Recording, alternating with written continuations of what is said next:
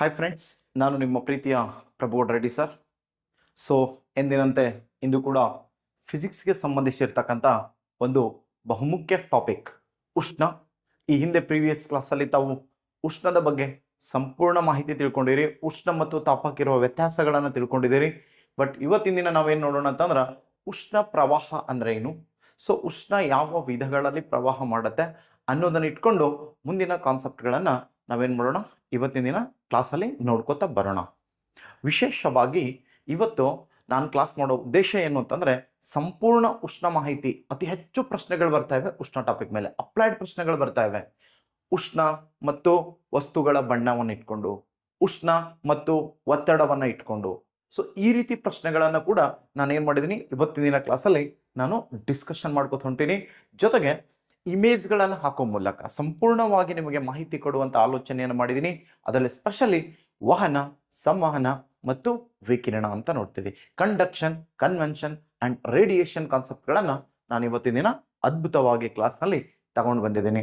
ಆದರೆ ವಿಶೇಷ ಏನು ಅಂತ ಕೇಳಿದ್ರೆ, ದಯವಿಟ್ಟು ತಾವು ಇನ್ನೂ ನಮ್ಮ ಚಾನಲ್ನ ಸಬ್ಸ್ಕ್ರೈಬ್ ಆಗದೆ ಈ ವಿಡಿಯೋನ ನೋಡ್ತಾ ಇದ್ದರೆ ದಯವಿಟ್ಟು ಚಾನಲ್ನ ಸಬ್ಸ್ಕ್ರೈಬ್ ಆಗಿ, ಜೊತೆಗೆ ಫಸ್ಟ್ ನೋಟಿಫಿಕೇಶನ್ ನಿಮಗೆ ಬರ್ತದೆ ನೆಕ್ಸ್ಟ್ ಕ್ಲಾಸ್ಗಳದ್ದು ಅಂತ ಹೇಳ್ತಾ, ಜೊತೆಗೆ ತಮಗೆ ಈ ವಿಡಿಯೋ ಲೈಕ್ ಆದರೆ ದಯವಿಟ್ಟು ಲೈಕ್ ಮಾಡಿ ಮತ್ತು ತಮ್ಮ ಗ್ರೂಪ್ಗಳಿಗೆ ಹಂಚ್ಕೊಳ್ಳಿ ಅಂತ ಹೇಳುತ್ತಾ, ನಮ್ಮ ಚಾನಲ್ನ ಬೆಳೆಸೋ ಜವಾಬ್ದಾರಿ ನಿಮ್ಮ ಮೇಲೆ ಕೊಟ್ಟು ನಾನೇನು ಮಾಡ್ತಾ ಇದ್ದೀನಿ, ಸೊ ಇವತ್ತಿನ ದಿನ ಕ್ಲಾಸ್ ಮಾಡ್ತಾ ಇದ್ದೀನಿ.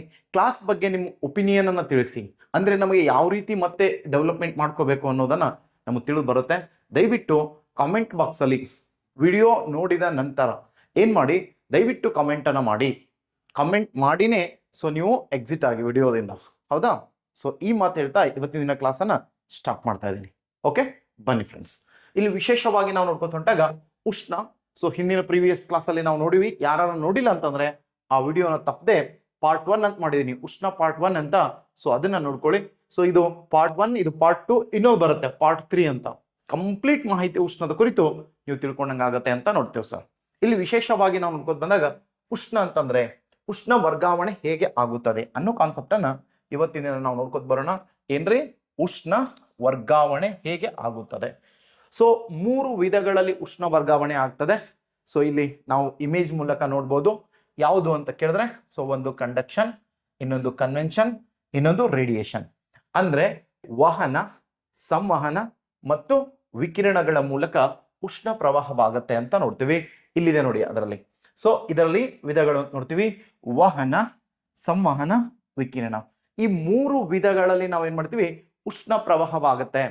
ಉದಾಹರಣೆಗೆ ಲೋಹದಂತಹ ವಸ್ತುಗಳಿತ್ತು ಅಂತ ತಿಳ್ಕೊಳ್ಳಿ, ಘನರೂಪದ ವಸ್ತುಗಳು, ಸಾಲಿಡ್ ಇನ್ ನೇಚರ್ ಇತ್ತು ಅಂತಂದ್ರ ಅದರಲ್ಲಿ ಅಣುಗಳ ಚಲನೆ ಇಲ್ಲದೆ ಉಷ್ಣ ಪ್ರಸರಣ ಆಗ್ತದ. ಸೊ ಅದನ್ನ ನಾವೇನ್ ಕರಿತೀವಿ ಅಂದ್ರೆ ಕಂಡಕ್ಷನ್ ಅಂತ ಕರಿತೀವಿ, ವಹನ ಪ್ರಕ್ರಿಯೆ ಅಂತ ಕರಿತೀವಿ. ಕಂಪನದ ಮೂಲಕ ಉಷ್ಣ ಪ್ರವಾಹವಾಗ್ತದ.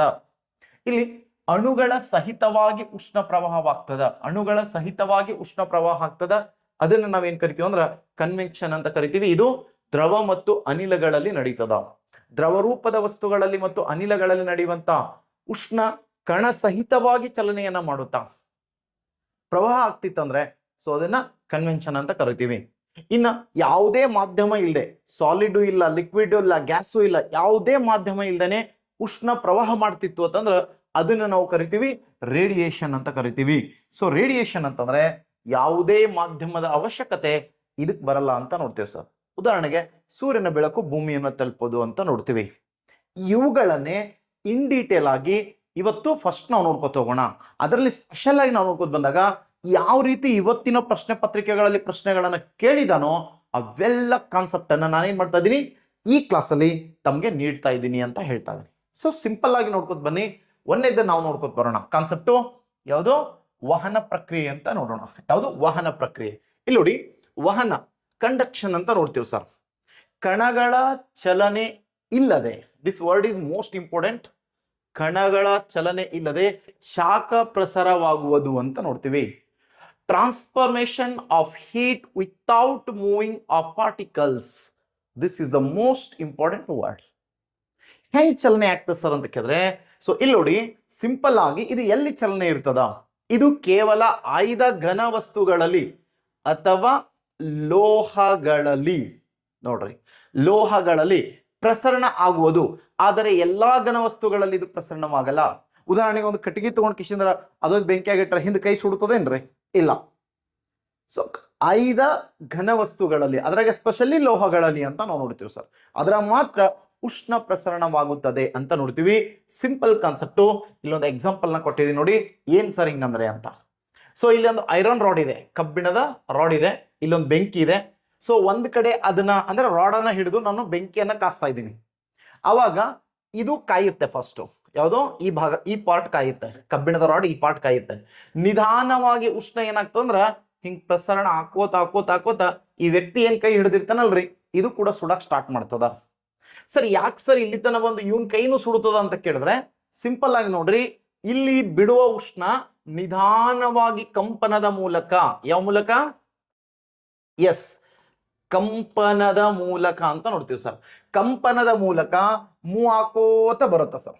ಎಲ್ಲಿ ತನ ಬರುತ್ತೆ ಅಂತ ಕೇಳಿದ್ರೆ, ಸಿಂಪಲ್ ಆಗಿ ನಾವು ಎಲ್ಲಿ ಇನ್ನೊಂದು ಎಡ್ಜ್ ಇರುತ್ತೆ ನೋಡ್ರಿ, ಐರನ್ ರಾಡ್ ಇನ್ನೊಂದು ಎಡ್ಜ್, ಅಲ್ಲಿ ತನಕನೂ ಉಷ್ಣ ಪ್ರವಾಹ ಆಗ್ತದ.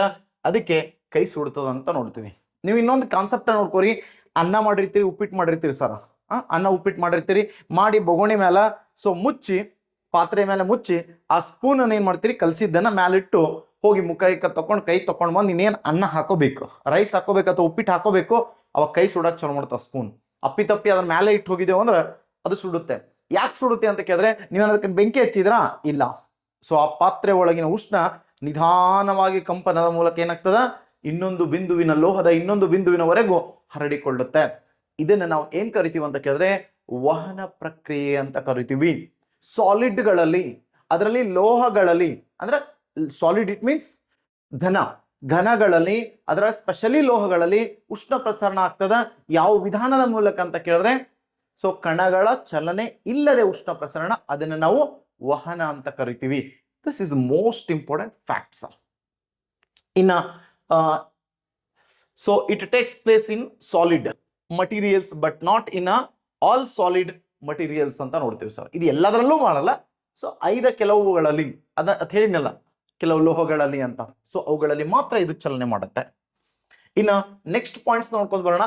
ಕೆಲವು ಎಕ್ಸಾಂಪಲ್ಸ್ ಗಳನ್ನ ಕೊಟ್ಟಿದ್ದೀವಿ ಇಲ್ಲಿ. ತಂತಿಯ ಒಂದು ತುದಿಯನ್ನು ಬಿಸಿ ಮಾಡಿದಾಗ ಶಾಖ ಪ್ರಸರಣಗೊಳ್ಳುವುದು, ಮತ್ತೊಂದು ತುದಿ ಬಿಸಿಯಾಗುವುದು. ಇಲ್ಲೇನು ಪ್ರಯೋಗ ಮಾಡಿದ್ನಲ್ಲ, ಈ ಪ್ರಯೋಗದ ಮೂಲಕ ನೀವು ಅದನ್ನ ನೋಡ್ತೀರಿ.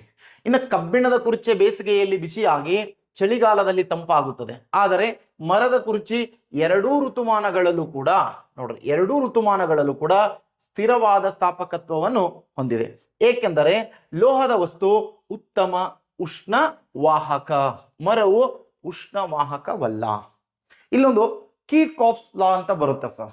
ಏನ್ ಹೇಳ್ತಾರೆ ಅವರು ಅಂತ ಕೇಳಿದ್ರೆ, so good conductors are good radiators ಅಂತ ಕರಿತೀವಿ ಸರ್. ಅಂದ್ರೆ ಉತ್ತಮ ವಾಹಕಗಳು ಉತ್ತಮ ನಿರ್ವಾಹಕಗಳಾಗಿರುತ್ತವೆ ಅಂತ ನೋಡ್ತೀವಿ. ಯಾವುದು ವಸ್ತುಗಳು ಬೇಗನೆ ಕಾಯ್ತದ, ಯಾವ ವಸ್ತುಗಳು ಹೆಚ್ಚು ಬಿಸಿ ಆಗ್ತದ, ಆ ವಸ್ತುಗಳು ಬೇಗನೆ ಉಷ್ಣವನ್ನ ಬಿಟ್ಟುಕೊಟ್ಟು ಬೇಗನೆ ಹೆಚ್ಚು ತಂಪಾಗುತ್ತವೆ. So this is the most important significant point. So ನೆನ್ಪಿಟ್ಕೊಂಡಿರಿ ಇಲ್ಲಿ. ಸೊ ಯಾವುದು ಅಂದ್ರೆ ಕುರ್ಚಿ. ಈ ಕಬ್ಬಿಣದ ಕುರ್ಚಿ ಅದ ನೋಡ್ರಿ, ಬಿಸಿಲಾಗೋಯ್ದು ಹಾಕ್ರಿ, ಒಂದು ಅರ್ಧ ತಾಸನಾಗ ಕಾಯ್ದು ಬಿಡ್ತಾವ ಸರ್, ಕುಂದ್ರಲಕ್ ಬರಲ್ಲ. ಅದೇ ಸಾಯಂಕಾಲ ಚಳಿಗೆ ನೋಡ್ರಿ 6-7 ಸುಮಾರು ಕುಂದ್ರಿ ತಂಪು ಅನಿಸ್ತದ ಸರ್. ಯಾಕಂದ್ರ ಸೊ ಇದು ಉತ್ತಮ ಉಷ್ಣವಾಹಕವಾಗಿದೆ. ಮರದ ಕುರ್ಚಿಗಿಂತ ಇದು ಉತ್ತಮ ಉಷ್ಣವಾಹಕ, ಮರದ ಕುರ್ಚಿ ಉತ್ತಮ ಉಷ್ಣವಾಹಕವಲ್ಲ. This is the most important point. ಇನ್ನ ನೆಕ್ಸ್ಟ್ ಪಾಯಿಂಟ್ಸ್ ಅನ್ನ ನಾವು ನೋಡ್ಕೋತ ಹೋಗೋಣ. ಯಾವುದು ಅಂತ ಕೇಳಿದ್ರೆ, ಸೊ ವಹನ ಕಂಡಕ್ಷನ್ಗೆ ಇನ್ನು ಕೆಲವು ಉದಾಹರಣೆಗಳನ್ನ ನಾವು ನೋಡ್ಕೋತ ಹೋದಾಗ, ಉಣ್ಣೆ ಬಟ್ಟೆಗಳು ನಮ್ಮನ್ನು ಚಳಿಗಾಲದಲ್ಲಿ ಏನಾಗಿರ್ತಾವ, ಬೆಚ್ಚಗಿಡಲು ಕಾರಣ. ಉಣ್ಣೆ ದೇಹದಿಂದ ಉಷ್ಣ ತಪ್ಪಿಸಿಕೊಳ್ಳದಂತೆ ತಡೆಯುವುದು. ಉಣ್ಣೆ ಬಟ್ಟೆಗಳು ಸೊ ದೇಹವನ್ನು ಬೆಚ್ಚಗಾಗಿಸುತ್ತದೆ, ಏಕೆಂದರೆ ಉಣ್ಣೆ ಶಾಖ ಕೆಟ್ಟ ವಾಹಕವಾಗಿದೆ. 2 ಪಾಯಿಂಟ್ಸ್ ಅವಸರದ್ರ. 2 ಸಲ ಎಕ್ಸಾಮ್ ಕೇಳಿದ ಪ್ರಶ್ನೆಗಳನ್ನ ಒಂದೇ ಕಾನ್ಸೆಪ್ಟ್ ಅಲ್ಲಿ ನಾನು ತಂದು ಹಾಕಿದ್ದೀನಿ. ಇಲ್ಲಿ ನೋಡ್ರಿ, ಇವರೆಲ್ಲ ಉಲನ್ ಬಟ್ಟೆ ಹಾಕೊಂಡು ತಿರುಗಾಡ್ತಾ ಇದಾರೆ. ಚಳಿಗಾಲದಲ್ಲಿ ಉಲನ್ ಬಟ್ಟೆ ಹಾಕೊಂಡು ತಿರುಗಾಡಿದ್ರೆ ಸೊ ಮೈ ಬೆಚ್ಚಗಿರ್ತದ. ಯಾಕೆ ಸರ್ ಅಂತ ಕೇಳಿದ್ರೆ, ಮೈ ಬೆಚ್ಚಗಿರುತ್ತೆ ಅಂತ ಕೇಳಿದ್ರೆ ಹೊರಗಿನ ತಂಪನದು ಎಳ್ಕೊಳ್ಳಲ್ಲ. ಸೊ ಬೇರೆ ಬೇರೆ ಆಪ್ಷನ್ ಇರ್ತಾವ ಸರ್, ಅವ್ಯಾವುದು ಆನ್ಸರ್ ಅಲ್ಲ ಸರ್. ಏನು ಅಂತ ಕೇಳಿದ್ರೆ, ಸೊ ದೇಹದಿಂದ ಉಷ್ಣವನ್ನ ಹೊರಹೋಗದಂತೆ ತಡೆಯುತ್ತದೆ. ದೇಹದಿಂದ ಉಷ್ಣವನ್ನ ಹೊರಹೋಗದಂಗೆ ತಡೀತು ಅಂದ್ರೆ ದೇಹ ಬಿಸಿ ಆಗಿರುತ್ತೆ. ನಮ್ ದೇಹ 37 ಡಿಗ್ರಿ ಸೆಲ್ಸಿಯಸ್ ಟೆಂಪರೇಚರ್ ಅಥವಾ 98.6 ಡಿಗ್ರಿ ಫ್ಯಾರನೈಟ್ ಅನ್ನ ಉಷ್ಣವನ್ನ ಒಳಗೊಂಡಿರುತ್ತೆ. ಸೊ ನಮ್ಮ ದೇಹಕ್ಕೆ ಹೊರಗಿನ ಚಳಿಗಾಳಿ ಬಂದು ಬಡದು ಅದು ಉಷ್ಣವನ್ನು ಹೀರ್ಕೋತಂದ್ರೆ ನಮ್ಮ ದೇಹಕ್ಕೆ ಉಷ್ಣ ಕಡಿಮೆ ಆಗಿ ತಂಪಾಗ್ತಾ ಚಳಿ ಆಗ್ತಾ ನಡುಗ್ತೀವಿ. ನಮ್ಮ ದೇಹಕ್ಕೆ ಉಲ್ಲನ್ ಬಟ್ಟೆ ಹಾಕೊಂಡ್ಬಿಟ್ಟಿದ್ದೇವೆ ಅಂದ್ರೆ ಸೊ ಹೊರಗಿನ ಚಳಿಯನ್ನ ಒಳಗೆ ಹೋಗಕ್ಕೆ ಬಿಡೋದೇ ಇಲ್ಲ, ಅಥವಾ ದೇಹದೊಳಗಿನ ಉಷ್ಣವನ್ನ ಅದು ಹೊರ ಹೋಗದಂತೆ ತಡೆಯುತ್ತದೆ. This is the most important concept. ಯಾಕೆ ಸರ್ ಹೊರ ಹೋಗದಂತೆ ತಡೀತು ಅಂತಂದ್ರೆ ಈ ಏನ್ ಸ್ವೀಟರ್ ಇರ್ತಲ್ಲ, ಉಲ್ಲನ್ ಸ್ವೀಟರ್ ಇರ್ತಲ್ಲ, ಅದು ಉಷ್ಣ ಕೆಟ್ಟ ವಾಹಕವಾಗಿದೆ. ಉತ್ತಮ ಉಷ್ಣ ವಾಹಕವಲ್ಲ, ಕೆಟ್ಟ ಉಷ್ಣ ವಾಹಕ ಅಂತ ನೋಡ್ತೀವಿ. ಉಣ್ಣೆ ಶಾಖದ ಕೆಟ್ಟ ವಾಹಕವಾಗಿದೆ, ಉತ್ತಮ ಉಷ್ಣ ವಾಹಕವಲ್ಲ. ಆದ್ದರಿಂದ ಉಷ್ಣ ಹೊರ ಹೋಗುವುದನ್ನು ಅದು ತಡೆಯುತ್ತದೆ. This is the most important concept. So ಉಣ್ಣೆ ಸ್ವೆಟರ್ ಹಾಕಿಕೊಂಡಾಗ ಬೆಚ್ಚಗಿರುತ್ತದೆ, ಏಕೆಂದರೆ ಉಣ್ಣೆಯಲ್ಲಿ ಇರುವ ಗಾಳಿಯು ದೇಹದ ಉಷ್ಣ ಹೊರ ಹೋಗದಂತೆ ಮತ್ತು ಹೊರಗಿನ ತಂಪು ದೇಹವನ್ನು ತಲುಪದಂತೆ ಮಾಡುತ್ತದೆ. ಏಕೆಂದರೆ ಗಾಳಿ ಉತ್ತಮ ಉಷ್ಣವಾಹಕವಲ್ಲ. ಸೊ ಒಂದ್ಸಲ KS ಕ್ವಶನ್ ಅಲ್ಲಿ ಏನ್ ಮಾಡಿದಾನೆ, ಅಥವಾ ಸೆಂಟ್ರಲ್ ಬೇರೆ SPSC ಎಕ್ಸಾಮ್ ಅಂತ ಕರಿತೀವಿ ಸರ್, ಏನು ಅಂತ ಕೇಳಿದ್ರೆ ಬೇರೆ ಸ್ಟೇಟ್ ಎಕ್ಸಾಮಿನೇಷನ್ ಅಲ್ಲಿ ಈ ರೀತಿ ಆಪ್ಷನ್ ಇಲ್ಲ ಸರ್, ಕೆಟ್ಟ ವಾಹಕ ಅಂತ ಅಲ್ಲಿ ಕೊಟ್ಟಿಲ್ಲ. ಸೊ ಅದ್ರೊಳಗಿನ ಗಾಳಿ, ನೀವು ಉಣ್ಣೆ ಬಟ್ಟೆ ಹಾಕೊಂಡು ನೋಡ್ರಿ, ಅದ್ರೊಳಗೆ ಏನಿರ್ತದ, ಪಳ್ಳಿರ್ತದ ಸರ್, ಹೌದಾ, ಪಳ್ಳಿರ್ತದ. ಸೊ ಅದ್ರೊಳಗೆ ಗಾಳಿ ಹಿಡಿದಿರ್ತದ ಸರ್, ದಪ್ಪಿರ್ತದ ನೋಡ್ರಿ, ಅದ್ರೊಳಗೆ ಗಾಳಿ ಇರ್ತದ. ಆ ಗಾಳಿ ಹೆಂಗ್ ವರ್ತನೆ ಮಾಡ್ತಂದ್ರ ನಿರ್ವಾತದಂತೆ ವರ್ತಿಸುತ್ತದೆ ಸರ್. ಒಳಗಿಂದ ಹೊರಗ, ಹೊರಗಿಂದ ಒಳಗ ಗಾಳಿ ಉತ್ತಮ ಉಷ್ಣವಾಹಕವಲ್ಲ ಸರ್. ಹಾಗಾಗಿ ಈ ಗಾಳಿ ಅನ್ನೋದು ಉತ್ತಮ ಉಷ್ಣವಾಹಕವಲ್ಲ. ಸೊ ಅದು ಒಳಗಿನ ಉಷ್ಣವನ್ನ ಹೊರಗ, ಹೊರಗಿನ ಉಷ್ಣವನ್ನ ಒಳಗ ಬಿಟ್ಟು ಕೊಡುವುದಿಲ್ಲ. ಹಾಗಾಗಿ ಏನಾಗ್ತದ ಅಂತ ಕೇಳಿದ್ರೆ ಸೊ ಆ ವ್ಯಕ್ತಿ ತಂಪಿರ್ತಾನ, ಇದು ಬೆಚ್ಚಗಿರ್ತಾನ ಅಂತ ನೋಡ್ತೀವಿ. ಅದಕ್ಕೋಸ್ಕರ ಉಣ್ಣೆ ಬಟ್ಟೆಯನ್ನ ನಾವು ಧರಿಸ್ಕೋತೀವಿ ಅಂತ ನೋಡ್ತೀವಿ. ಈ ರೀತಿ ಆಪ್ಷನ್ ಕೊಟ್ಟಿದ್ದಾನೆ, ಇದು ಕೂಡ ಉತ್ತಮವಾದ ಆನ್ಸರೇ. ಅಕಸ್ಮಾತ್ ಆಗಿ ಉಣ್ಣೆ ಶಾಖದ ಕೆಟ್ಟ ವಾಹಕ ಅಂತ ಆಪ್ಷನ್ ಕೊಟ್ಟಿರ್ಲಿಲ್ಲ ಅಂತಂದ್ರೆ ಸೊ ಅದ್ರೊಳಗ ಈ ಗಾಳಿ ಇರುತ್ತೆ. ಇಂಥದಕ್ಕೆ ಇನ್ನೊಂದು ಎಕ್ಸಾಂಪಲ್ ಕೊಟ್ಟಿನಿ, ಬೇರೆ ಎಕ್ಸಾಮ್ದಾಗ ಕೇಳಿದಂತ ಪ್ರಶ್ನೆ ತಗೊಂಡ್ಬಂದಿನಿ ನೋಡಿ. ಇನ್ನೊಂದಿದೆ ಇಲ್ಲಿ ವಿಶೇಷವಾಗಿ, ಇಲ್ಲದ ನೋಡ್ರಿ. ಕೆಲವು ಉದಾಹರಣೆಗಳನ್ನ ನಾವು ನೋಡ್ಕೊಂಡು ಬಂದಾಗ ಮಂಜುಗಡ್ಡೆ ತುಂಡಿನ ಮೇಲೆ, ಸೊ ಭತ್ತದ ಹುಲ್ಲನ್ನು, ಮರದ ಪುಡಿಯನ್ನು, ದಿಸ್ ಇಸ್ ಇಂಪಾರ್ಟೆಂಟ್ ವರ್ಡ್ ನೋಡ್ರಿ, ಭತ್ತದ ಹುಲ್ಲನ್ನು, ಮರದ ತುಣಿಯನ್ನು, ಗೋಣಿ ಚೀಲವನ್ನು ಹೊದಿಸಿದಾಗ ಮಂಜುಗಡ್ಡೆ ಕರಗುವುದಿಲ್ಲ, ಏಕೆಂದರೆ ಅವು ಉತ್ತಮ ಉಷ್ಣವಾಹಕವಲ್ಲ. ನೋಡ್ರಿ, ಈ ಮಂಜುಗಡ್ಡೆಯನ್ನ ನಾವು ಐಸ್ ಕ್ಯೂಬ್ಸ್ ಅನ್ನ ನಾವು ಸ್ಟೋರ್ ಮಾಡಿ ಇಟ್ಕೋಬೇಕಂತಂದ್ರ ಸೊ ನಾವು ಏನ್ ಮಾಡ್ತೀವಿ ಅಂತ ಕೇಳಿದ್ರೆ, ಇಲ್ಲ ನೋಡ್ರಿ, ಮರದ ಹೊಟ್ಟನ ಅದರ ಸ್ಟೋರ್ ಮಾಡಿ ಮ್ಯಾಲ ಮುಚ್ಚಿ ಬಿಡ್ತೀವಿ ಸರ್. ಅಥವಾ ಇಲ್ಲಿ ಗೋಣಿ ಚೀಲ ಕಟ್ಟಕತ್ತ ನೋಡ್ರಿ, ಇಲ್ಲಿ ಗೋಣಿ ಚೀಲ ಕಟ್ಟಿಟ್ರ ನೋಡ್ರಿ ಮಂಜುಗಡ್ಡೆಯನ್ನ. ಈ ಗೋಣಿ ಚೀಲದಲ್ಲಿ ಮಂಜುಗಡ್ಡೆ ಕಟ್ಟಿಟ್ರ ಸೊ ಮಂಜುಗಡ್ಡೆ ಬೇಗನೆ ಕರಗೋದಿಲ್ಲ. ಕಾರಣ ಇದು ಉತ್ತಮ ಉಷ್ಣವಾಹಕವಲ್ಲ. ಗೋಣಿ ಚೀಲ ಆಯ್ತು, ಈ ಹೊಟ್ಟದಲ್ಲ ಮರದ ಹೊಟ್ಟು ಉತ್ತಮ ಉಷ್ಣವಾಹಕವಲ್ಲ. ಆದ್ದರಿಂದ ಹೊರಗಿನ ಉಷ್ಣ ಸೊ ಮಂಜುಗಡ್ಡೆಗೆ ತಾಗದಂತೆ ನೋಡಿಕೊಳ್ಳುತ್ತೆ. ಮಂಜುಗಡ್ಡೆ ಉಷ್ಣ ತಾಗಿಲ್ಲ ಅಂತಂದ್ರೆ ಮಂಜುಗಡ್ಡೆ ಏನಾಗಿರುತ್ತೆ, ಹಾಗೆ ಯಾವ ಕಂಡೀಷನ್ದಾಗಿತ್ತೋ ಅದೇ ಕಂಡೀಷನ್ದಾಗ ಹಾಗೆ ಇರ್ತದ ಅಂತ ನೋಡ್ತೀವಿ. ಇನ್ನೊಂದು ಗೊತ್ತಿರ್ಲಿ, ಥರ್ಮಾಕೋಲ್ ಅಂತ ಬರ್ತಾವ ನೋಡ್ರಿ. ಥರ್ಮಾಕೋಲ್ ಬಾಕ್ಸ್ಗಳಲ್ಲಿ ಐಸ್ ಹಾಕಿ ಅದ್ರೊಳಗ ಬಾಟಲ್ ಗಿಟಲ್ ಇಟ್ಟದ್ ನೋಡಿರ್ತೀರಿ ನೀವು, ಅಥವಾ ಐಸ್ ಕ್ರೀಮ್ ಮಾಡ್ಲಕ್ ಬಂದಿರ್ತಾರೆ ಥರ್ಮಾಕೋಲ್ ಇಟ್ಕೊಂಡು. ಸೊ ಥರ್ಮಾಕೋಲ್ ಕೂಡ ಎಂತದ್ದು ಅಂತಂದ್ರೆ ಉತ್ತಮ ಉಷ್ಣವಾಹಕವಲ್ಲ, ಕೆಟ್ಟ ಉಷ್ಣವಾಹಕವಾಗಿದೆ. ಕೆಟ್ಟ ಉಷ್ಣ ವಾಹಕವಾಗಿದೆ ಯಾವುದು, ಥರ್ಮಾಕೋಲ್ ಕೂಡ ಅಂತ ನೋಡ್ತೀವಿ. ಅದಕ್ಕ ಥರ್ಮಾಕೋಲ್ ಅಲ್ಲಿ ಐಸ್ ಕ್ರೀಮ್ ಹಾಕಿಟ್ರ ದೀರ್ಘ ಸಮಯದವರೆಗೆ ನಾವು ಅದನ್ನು ಸ್ಟೋರ್ ಮಾಡಿ ಇಡಬಹುದು. This is the most important point. ಇಲ್ಲಿಟ್ರ ನೋಡ್ರಿ, ಥರ್ಮಾಕೋಲ್ ಬಾಕ್ಸ್ ಇದೆ, ಸೊ ಅದ್ರೊಳಗ ಐಸ್ ಕ್ಯೂಬ್ಸ್ ಇಟ್ಟು ಏನಿಟ್ಟಿದ್ದಾನೆ, ಸೊ ಈ ಬೇರೆ ಬೇರೆ ತಂಪು ಪಾನೀಯ ಬಾಟಲ್ಗಳನ್ನ ಇಟ್ಟಿದ್ದಾರೆ. ದೀರ್ಘ ಸಮಯದವರೆಗೆ ಅವು ಏನಿರ್ತವ, ಐಸ್ ಕ್ಯೂಬ್ಸ್ ಹಾಗೆ ಇರ್ತವ. ಕಾರಣ ಅಂತ ಕೇಳಿದ್ರೆ ಏನ್ ಹೇಳ್ಬೇಕಲ್ಲಿ ಅಂತ ಕೇಳಿದ್ರೆ, ಇದು ಉತ್ತಮ ಉಷ್ಣವಾಹಕವಲ್ಲ, ಕೆಟ್ಟ ವಾಹಕವಾಗಿದೆ. ಹಾಗಾಗಿ ಹೊರಗಿನ ಉಷ್ಣವನ್ನ ಒಳ ಹೋಗದಂತೆ ತಡೆಯುತ್ತದೆ. ಹಾಗಾಗಿ ಉಷ್ಣ ಹತ್ಲಿಲ್ಲ ಅಂತಂದ್ರೆ ಐಸ್ ಕರಗೋದೇ ಇಲ್ಲ ಸರ್. ಇದಾದ್ಮೇಲೆ ಇನ್ನೊಂದು, ಸೊ ಇಲ್ಲಿ ಕೊಟ್ಟಿಲ್ಲ ನಿಮ್ಮ ಎಕ್ಸಾಂಪಲ್ ಅಲ್ಲಿ, ಇನ್ನೊಂದು ಕಾನ್ಸೆಪ್ಟ್ ಗೊತ್ತಿರಲ್ಲ. ಏನ್ ಸರ್ ಅಂತ ಕೇಳಿದ್ರೆ, ಈ ಐಸ್ ಕ್ಯೂಬ್ಗಳು ಇನ್ನೂ ಸ್ಟೋರ್ ಮಾಡಿ ಇಡ್ಬೇಕಪ್ಪ, ಜಾಸ್ತಿ ಸಮಯ ಕರಗಬಾರ್ದು ಅಂದ್ರೆ ಏನ್ ಮಾಡ್ತಾರ ಅಂತ ಕೇಳಿದ್ರೆ, ಇದ್ರೊಳಗ ಸ್ವಲ್ಪ ಉಪ್ಪು ಹಾಕ್ತಾರ ಸರ್. ಏನ್ ಹಾಕ್ತಾರ, ಉಪ್ಪನ್ನ ಹಾಕ್ತಾರ ಅಂತ ನೋಡ್ತೀವಿ. ಸೊ ಉಪ್ಪು ಏನ್ ಹಾಕ್ತಾರಂದ್ರ, ಸೊ ಉಪ್ಪು ಹಾಕ್ತಾರ. ಯಾಕೆ ಸರ್ ಉಪ್ಪು ಹಾಕ್ತಾರ ಅಂತ ಕೇಳಿದ್ರೆ, ಇಲ್ಲಿ ಉಪ್ಪು ಮಂಜುಗಡ್ಡೆ ಜೊತೆಗೆ ಉಪ್ಪನ್ನ ಮಿಕ್ಸ್ ಮಾಡಿ ಇಡ್ತಾರ ದೀರ್ಘ ಸಮಯದವರೆಗೆ ಮಂಜುಗಡ್ಡೆ ಕರಗಬಾರ್ದು ಅಂತ.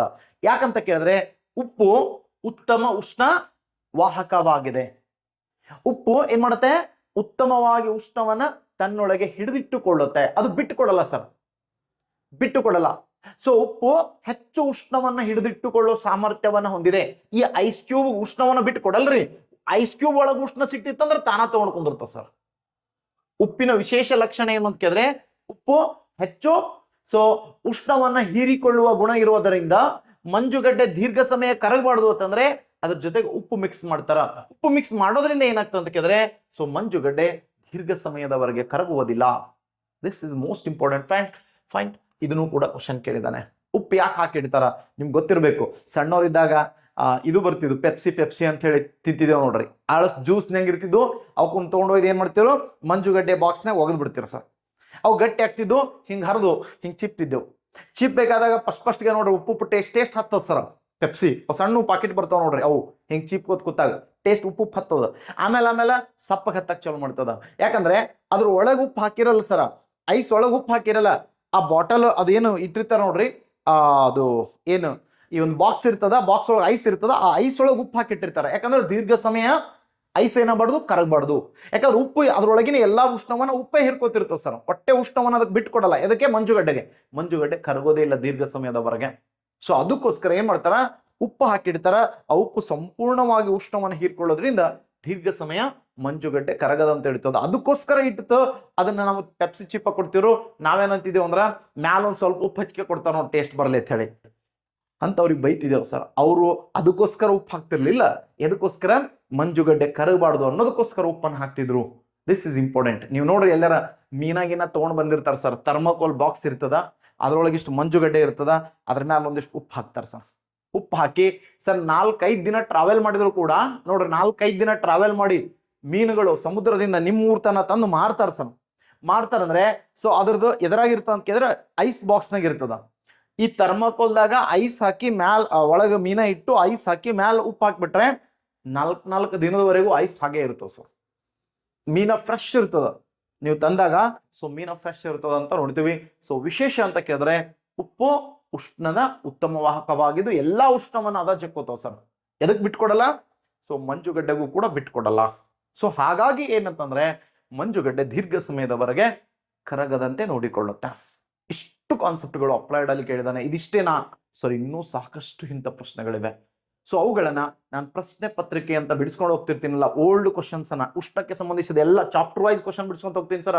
ನಿಮ್ಮ ಕೆಲಸ ಏನು ಅಂತ ಕೇಳಿದ್ರೆ ಮೊದಲು ಕ್ಲಾಸ್ ಕೇಳೋದು, ಆಮೇಲೆ ಕ್ವಶನ್ ಪೇಪರ್ ಬಿಡಿಸೋದು. ನೀವು ಮೊದಲು ಕ್ಲಾಸ್ ಕೇಳಿ ಕ್ವಶನ್ ಪೇಪರ್ ಬಿಡಿಸ್ತಾ ಇದ್ರೆ ನೀವೇ ಆನ್ಸರ್ ಹಾಕಕ್ಕೆ ಚಾಲು ಮಾಡ್ತೀವಿ. ನಿಮ್ಮಲ್ಲಿ ಒಂದು ಆತ್ಮವಿಶ್ವಾಸ ಹೊರಕ್ಕೆ ಸ್ಟಾರ್ಟ್ ಮಾಡುತ್ತೆ. ಆ ಕಾನ್ಸೆಪ್ಟ್ ಅನ್ನ ಮಾಡ್ಬೇಕು ಅನ್ನೋದಕ್ಕೋಸ್ಕರನೇ ಇವತ್ತು ಈ ರೀತಿ ಕ್ಲಾಸ್ ಹೇಳ್ತಾ ಇದ್ದೀನಿ. ಈ ಕ್ಲಾಸ್ ಉಷ್ಣ ಮುಗಿದ ತಕ್ಷಣ ನಿಮಗೆ ಉಷ್ಣಕ್ಕೆ ರಿಲೇಟೆಡ್ ಆಗಿರ್ತಕ್ಕಂಥ 50 ಪ್ರಶ್ನೆಗಳನ್ನ ನಾನು ಬಿಡಿಸ್ತಾ ಇದ್ದೀನಿ. ಆ 50 ಪ್ರಶ್ನೆಗಳು ಹೇಗಿವೆ ಅಂತ ಕೇಳಿದ್ರೆ ಬಹಳ ಅಪ್ಲೈಡ್ ಬಂದಿರೋ ಪ್ರಶ್ನೆಗಳು, ರಿಪಿಟೇಷನ್ ಆದ ಪ್ರಶ್ನೆಗಳನ್ನ ತಗೊಳ್ಳಲ್ಲ. ಆ ಒಂದು 5-6 ಕಾನ್ಸೆಪ್ಟ್ಗಳು ಒಂದೇ ಇದ್ರಾಗ ರಿಪಿಟೇಷನ್ ಆದ್ರೆ ಒಂದು ಕ್ವಶನ್ ತಗೋತೀನಿ ಸರ್.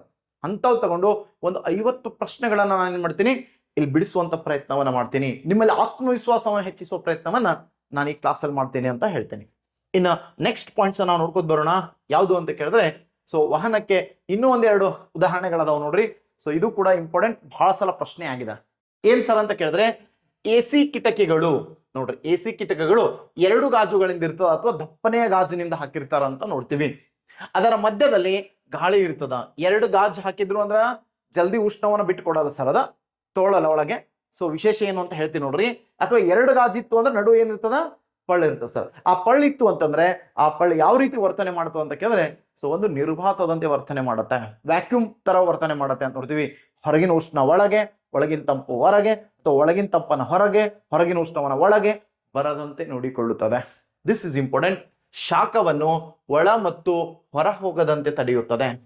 ದಪ್ಪನೆಯ ಒಂದು ಬ್ಲಾಂಕೆಟ್ ಹೊದಿಸಿಕೊಳ್ಳುವುದಕ್ಕಿಂತಲೂ, ಇದು ಕೂಡ ಕ್ವಶನ್ ಆಗಿದೆ ನೋಡಿ KS ಅಲ್ಲಿ, ಹೊದಿಸಿಕೊಳ್ಳುವುದಕ್ಕಿಂತಲೂ ಬದಲು ತೆಳುವಾದ 2 ಬ್ಲಾಂಕೆಟ್ಗಳನ್ನ ಹತ್ತುಕೊಂಡ್ರ ಹೆಚ್ಚು ಬೆಚ್ಚಗಿರ್ತೀವಿ. ಕಾರಣ ಅಂತ ಕೇಳಿದ್ರೆ 2 ಬ್ಲಾಂಕೆಟ್ಗಳ ಮಧ್ಯೆ ಗಾಳಿ ಇರ್ತದ, ಅಥವಾ 2 ಬ್ಲಾಂಕೆಟ್ ಅನ್ನ ಹಚ್ಕೊಂಡಾಗ ಹೋಲ್ಗಳು ಮುಚ್ಚತಾವ್ ನೋಡ್ರಿ, ಅದು ಕೂಡ ಒಂದು ಕಾನ್ಸೆಪ್ಟು. ಬಿಟ್ರೆ ಇನ್ನೊಂದು ಏನಂತಂದ್ರೆ 2 ಪದರುಗಳ ಮಧ್ಯೆ ಏನಿರ್ತ, ಏರ್ ಬರ್ತದೆ ಸರ್. ಆ ಗಾಳಿ ಹೆಂಗ್ ವರ್ತನೆ ಮಾಡ್ತೀವಿ, ಗಾಳಿ ಉತ್ತಮ ಉಷ್ಣ ವಾಹಕವಲ್ಲ ಸರ್, ಉತ್ತಮ ಉಷ್ಣ ವಾಹಕವಲ್ಲ. ಹಾಗಾಗಿ ಹೊರಗಿನ ತಂಪನ ಒಳಬಿಡಲ್ಲ, ಒಳಗಿನ ಬಿಷ್ಟವನ್ನ ಹೊರಬಿಡಲ್ಲ ಸರ್. ಈ ರೀತಿ ನಮ್ಮನ್ನ ಏನ್ ಮಾಡುತ್ತೆ, ಪ್ರೊಟೆಕ್ಟ್ ಮಾಡುತ್ತೆ. ಇಲ್ಲದ ನೋಡ್ರಿ AC ಹಾಕಿದ್ದಾರೆ, AC ರೂಮ್ ಇದೆ, ಇಲ್ಲಿ ಗ್ಲಾಸ್ ಇದೆ. AC ಹಾಕಿ ಗ್ಲಾಸ್ ಹಾಕ್ಬಿಟ್ರೆ 2 ಗ್ಲಾಸ್ ಇದ್ದು ಅಂತಂದ್ರೆ ಒಳಗಿನ ಗ್ಲಾಸು ತಂಪಿರ್ತದ, ಸೊ ಒಳಗಿನ AC ರೂಮ್ ಅನ್ನ ಮೇಂಟೈನ್ ಮಾಡ್ತಿರ್ತದ ಸರ್. ಹೊರಗಿನ ಉಷ್ಣ ಏನ್ ಬರ್ತದೆ ನೋಡ್ರಿ, ಹೊರಗಿನ ಗಾಜಿಗೆ ಅಟ್ಟ ಬಡಿತದ. ಇವೆರಡು ನಡುವರ್ಕ ಗಾಳಿ ಇರ್ತದ ನೋಡ್ರಿ, ಅದು ಹೊರಗಿನ ಉಷ್ಣವನ್ನ ಒಳಗಿನ ತಂಪನ್ನ ಹೊರಗೆ ಹೋಗದಂತೆ ಪ್ರೊಟೆಕ್ಟ್ ಮಾಡ್ತದ ಅಂತ ನೋಡ್ತೀವಿ ಸರ್. ಇಲ್ಲಿ ಬ್ಲಾಂಕೆಟ್ ಹಾಕೊಂಡ್ರೆ ನೋಡ್ರಿ, ಇದು ದಪ್ಪ 2 ಪದರ ಲೇಯರ್ದ ಬ್ಲಾಂಕೆಟ್ ಇದೆ. ಸೊ 1 ಪದರದ ಲೇಯರ್ ಬ್ಲಾಂಕೆಟ್ ಅನ್ನ ಹಚ್ಕೊಳ್ಳೋದಕ್ಕಿಂತ 2 ಪದರ ಬ್ಲಾಂಕೆಟ್ ಅನ್ನ ನಾವು ಹಚ್ಕೊಂಡೇ ಹೋತಂದ್ರ ಸೊ ಹೆಚ್ಚು ಬೆಚ್ಚಗೆ ಇರ್ತದ. ಕಾರಣ ಅಂತ ಕೇಳಿದ್ರೆ ಆ 2 ಪದರುಗಳ ನಡುವೆ ಏನಿರ್ತದ, ಸೊ ಗಾಳಿ ಇರ್ತದ ಸರ್. ಆ ಗಾಳಿ ಉತ್ತಮ ಉಷ್ಣವಾಹಕವಲ್ಲ, ಹಾಗಾಗಿ ನಮ್ಮ ದೇಹದಿಂದ ಉಷ್ಣವನ್ನ ಹೊರ ಹೋಗದಂತೆ ಪ್ರೊಟೆಕ್ಟ್ ಮಾಡ್ತದ ಅಂತ ನೋಡ್ತೀವಿ ಸರ್. ಸೇಮ್ ಕಾನ್ಸೆಪ್ಟು ನೀವು ಇನ್ನೊಂದು ಥರ್ಮೋಪ್ಲಾಸ್ಕ್ ಅಂತ ನೋಡಿರ್ತೀರ, ಅದನ್ನು ಕೊಟ್ಟಿರ್ಬಹುದು. ಇಲ್ಲಾಂದ್ರೆ ಇಲ್ಲೇ ಹೇಳ್ಕೊತೀನಿ ನೋಡಿ. ಸೊ ಓಕೆ, ಅದು ಕೊಟ್ಟಿಲ್ಲ ಸರ್ ಇಲ್ಲಿ, ಇದನ್ನೊಂದು ಹೇಳ್ಕೊತೀನಿ ನೋಡ್ರಿ. ಏನಂತಂದ್ರ ಥರ್ಮೋಪ್ಲಾಸ್ಕ್ ಅಂತ ನೋಡ್ತೀರಿ ಸರ್. ಥರ್ಮೋಪ್ಲಾಸ್ಕ್ ಗಳಲ್ಲಿ ಏನಿರ್ತಾವ ಅಂತ ಕೇಳಿದ್ರೆ ಡಬಲ್ ಪದರ್ ಇರ್ತದ ಸರ್. ಥರ್ಮೋಪ್ಲಾಸ್ಕ್ ಹೆಂಗಿರ್ತ, ಡಬಲ್ ಪದರ್ ಇರ್ತದ. 2 ಪದರಗಳಿಂದ ಮಾಡಿರ್ತಕ್ಕಂಥ ಹಾಟ್ ಬಾಕ್ಸ್ ಮತ್ತು ಥರ್ಮೋಪ್ಲಾಸ್ಕ್ಗಳು, ಅವು ಕೂಡ ಮಧ್ಯದಲ್ಲಿರುವ ಗಾಳಿ, ಎರಡು ಪದರ ಇರ್ತದಲ್ಲ ಸರ್, ಮಧ್ಯದಲ್ಲಿರುವ ಈ ಪದರು ಗಾಳಿ ಏನ್ ಮಾಡ್ತಂತಂದ್ರ ಹೊರಗಿನ ತಂಪನ್ನ ಒಳಗೆ, ಸೊ ಒಳಗಿನ ಉಷ್ಣವನ್ನ ಹೊರಗೆ ಬರದಂತೆ ನೋಡಿಕೊಳ್ಳುತ್ತೆ. This is the important point. So thermocol ಬಾಕ್ಸ್ಗೂ ಇದು ಅಪ್ಲೈ ಆಗುತ್ತೆ. ಅಥವಾ ಸೊ ಈ ಒಂದು ಹಾಟ್ ಬಾಕ್ಸ್ ಅಂತ ಕರಿತೀವಿ ನೋಡಿ, ಚಪಾತಿ ಹಿಡಿತೀವಿ ನೋಡ್ರಿ, ಒಳಗಿನ ಚಪಾತಿ ಬೆಚ್ಚಗೆ ಇರ್ತಾವ ಸರ್, ಹೊರಗೆ ಎಟ್ಟಾಕ್ ತಂಪಿರಲಿ. ಸೊ ಯಾಕೆ ಹಂಗಂತ ಕೇಳಿದ್ರೆ, ಸೊ ಒಳಗಿನ ಉಷ್ಣವನ್ನ ಹೊರ ಹೋಗದಂತೆ ನೋಡಿಕೊಳ್ಳುತ್ತೆ. ಅದನ್ನ ಒಡೆದ್ ನೋಡಿರ್ಬೇಕಂದ್ರೆ ನಿಮ್ಮ ಮನ್ಯಾಗ ಹಾಟ್ ಬಾಕ್ಸ್ ಇರ್ತಾವ, ಒಡೆದ್ ನೋಡ್ರಿ ಸರ್. ಒಂದ್ ಏನ್ ಮಾಡಿರ್ತಾರ, ಒಳಗಡೆ ನುಣುಪಾದ ಲೇಯರ್ ಮಾಡಿರ್ತಾರ, ಉಷ್ಣ ಜಲ್ದಿ ಹೊರಗೆ ಹೋಗ್ಬಾರ್ದಂತ. ಇನ್ನೊಂದು ಅದಾದ್ಮೇಲೆ ಒಳಗಡೆ ಏನಿರ್ತದ, ಒಂದು ಥರ್ಮೋಕೋಲ್ ಹಾಕಿರ್ತಾರ ಸರ್, ಅದ್ರೊಳಗ ಹಾಕಿ ಮತ್ತೆ ಹೊರಗಡೆ ಒಂದು ಬಾಕ್ಸ್ ಮಾಡಿರ್ತಾರ. ಆ ಥರ್ಮೋಕೋಲ್ ಹಾಕಿದಂತ ನಡುವಿನ ಪಾರ್ಟ್ ಏನದಲ್ಲ, ಅದ್ರೊಳಗೆ ಗಾಳಿ ಇರ್ತದೆ ಸರ್. ಅದು ಹೆಂಗ್ ವರ್ತನೆ ಮಾಡ್ತಂದ್ರ ಅದು ಉತ್ತಮ ಉಷ್ಣವಾಹಕವಲ್ಲ, ಬ್ಯಾಡ್ ಕಂಡಕ್ಟರ್ ಅಂತ ಕೊಡ್ತೀವಿ ಸರ್. ಸೊ ಹಾಗಾಗಿ ಅದು ಹಾಟ್ ಆಗಿರ್ಲಕ್ಕೆ ಕಾರಣ ಆಗ್ತದ. These are important facts about conduction, ವಹನ ಶಕ್ತಿಗೆ ಅಂತ ನೋಡ್ತೀವಿ ಸರ್. ಇನ್ನು ನೆಕ್ಸ್ಟ್ ಕಾನ್ಸೆಪ್ಟ್ ನಾವು ನೋಡೋಣ, ಸಂವಹನ ಅಂದ್ರೆ ಏನು ಅಂತಕ್ಕಂಥದ್ದು. ಯಾವುದು ಸಂವಹನ? ಸೊ ಸಂವಹನ ಅಂದ್ರ ಕನ್ವೆನ್ಷನ್ ಅಂತ ಕರಿತೀವಿ. ಈ ಕನ್ವೆನ್ಷನ್ ಅಂತಕ್ಕಂಥದ್ದು ಏನ್ ಸರ್ ವಿಶೇಷತೆ ಅಂತ ಕೇಳಿದ್ರೆ, ಇಲ್ಲಿ ಕಣಗಳ ಜೊತೆಗೆ ಉಷ್ಣ ಪ್ರಸರಣ ಆಗ್ತಿರ್ತದೆ ಸರ್. ಇದು ಕೇವಲ ಅನಿಲ ಮತ್ತು ಎಲ್ಲಿ ನಡೀತದೆ ಸರ್ ಅಂತ ಕೇಳಿದ್ರೆ, ಈ ಒಂದು ಲಿಕ್ವಿಡ್ ಫಾರ್ಮ್ ಅಲ್ಲಿ ನಡೀತದ, ದ್ರವ ರೂಪಗಳಲ್ಲಿ ಮತ್ತು ಅನಿಲಗಳಲ್ಲಿ. ಸೊ ಲಿಕ್ವಿಡ್ ಅಂಡ್ ಗ್ಯಾಸಸ್ಗಳಲ್ಲಿ ಹೀಟ್ ಟ್ರಾನ್ಸ್ಫರ್ ಆಗೋದು ಯಾವ ವಿಧಾನದ ಮೂಲಕ ಅಂತ ಕೇಳಿದ್ರೆ, ಕನ್ವೆನ್ಷನ್ ವಿಧಾನದ ಮೂಲಕ ಅಂತ ನೋಡ್ತೀವಿ. ಸೊ ಬಿಸಿ ಆಗಿದ್ದು ಹಗುರವಾಗಿ ಮೇಲಕ್ಕೆ ಬರುತ್ತೆ, ಸೊ ಮೇಲೆ ಹೋಗಿ ತಂಪಾಗಿ ಮತ್ತೆ ಕೆಳಗೆ ಇಳಿಯುತ್ತೆ. ಸೊ ಈ ರೀತಿ ಮೇಲೆ ಕೆಳಗೆ ಮೇಲೆ ಕೆಳಗೆ ಮೇಲೆ ಕೆಳಗೆ ಆಗುವ ಈ ಪ್ರಕ್ರಿಯೆಯನ್ನು ನಾವು ಏನ್ ಕರಿತೀವಿ ಅಂತ ಕೇಳಿದ್ರೆ ಸಂವಹನ ಪ್ರಕ್ರಿಯೆ ಅಂತ ಕರಿತೀವಿ. ನೋಡ್ರಿ, ಇಲ್ಲಿ ಹೀಟ್ ಆದ ಗಾಳಿ ಏನಾಗುತ್ತೆ, ಸೊ ಮ್ಯಾಲ್ ಹೋಗುತ್ತೆ, ಮ್ಯಾಲ್ ಹೋಗಿ ತಂಪಾಗುತ್ತೆ, ಮತ್ ಕೆಳಗೆ ಇಳಿಯುತ್ತೆ, ಮತ್ ಬಿಸಿ ಆಗುತ್ತೆ, ಮೇಲೆ ಹೋಗುತ್ತೆ, ಮತ್ ತಂಪಾಗುತ್ತೆ, ಕೆಳಗೆ ಇಳಿಯುತ್ತೆ. ಈ ರೀತಿಯಾಗಿ ಸೊ ಉಷ್ಣ ಕಣಗಳ ಜೊತೆಗೆ ಉಷ್ಣ ಪ್ರಸರಣ ಆಗ್ತದ.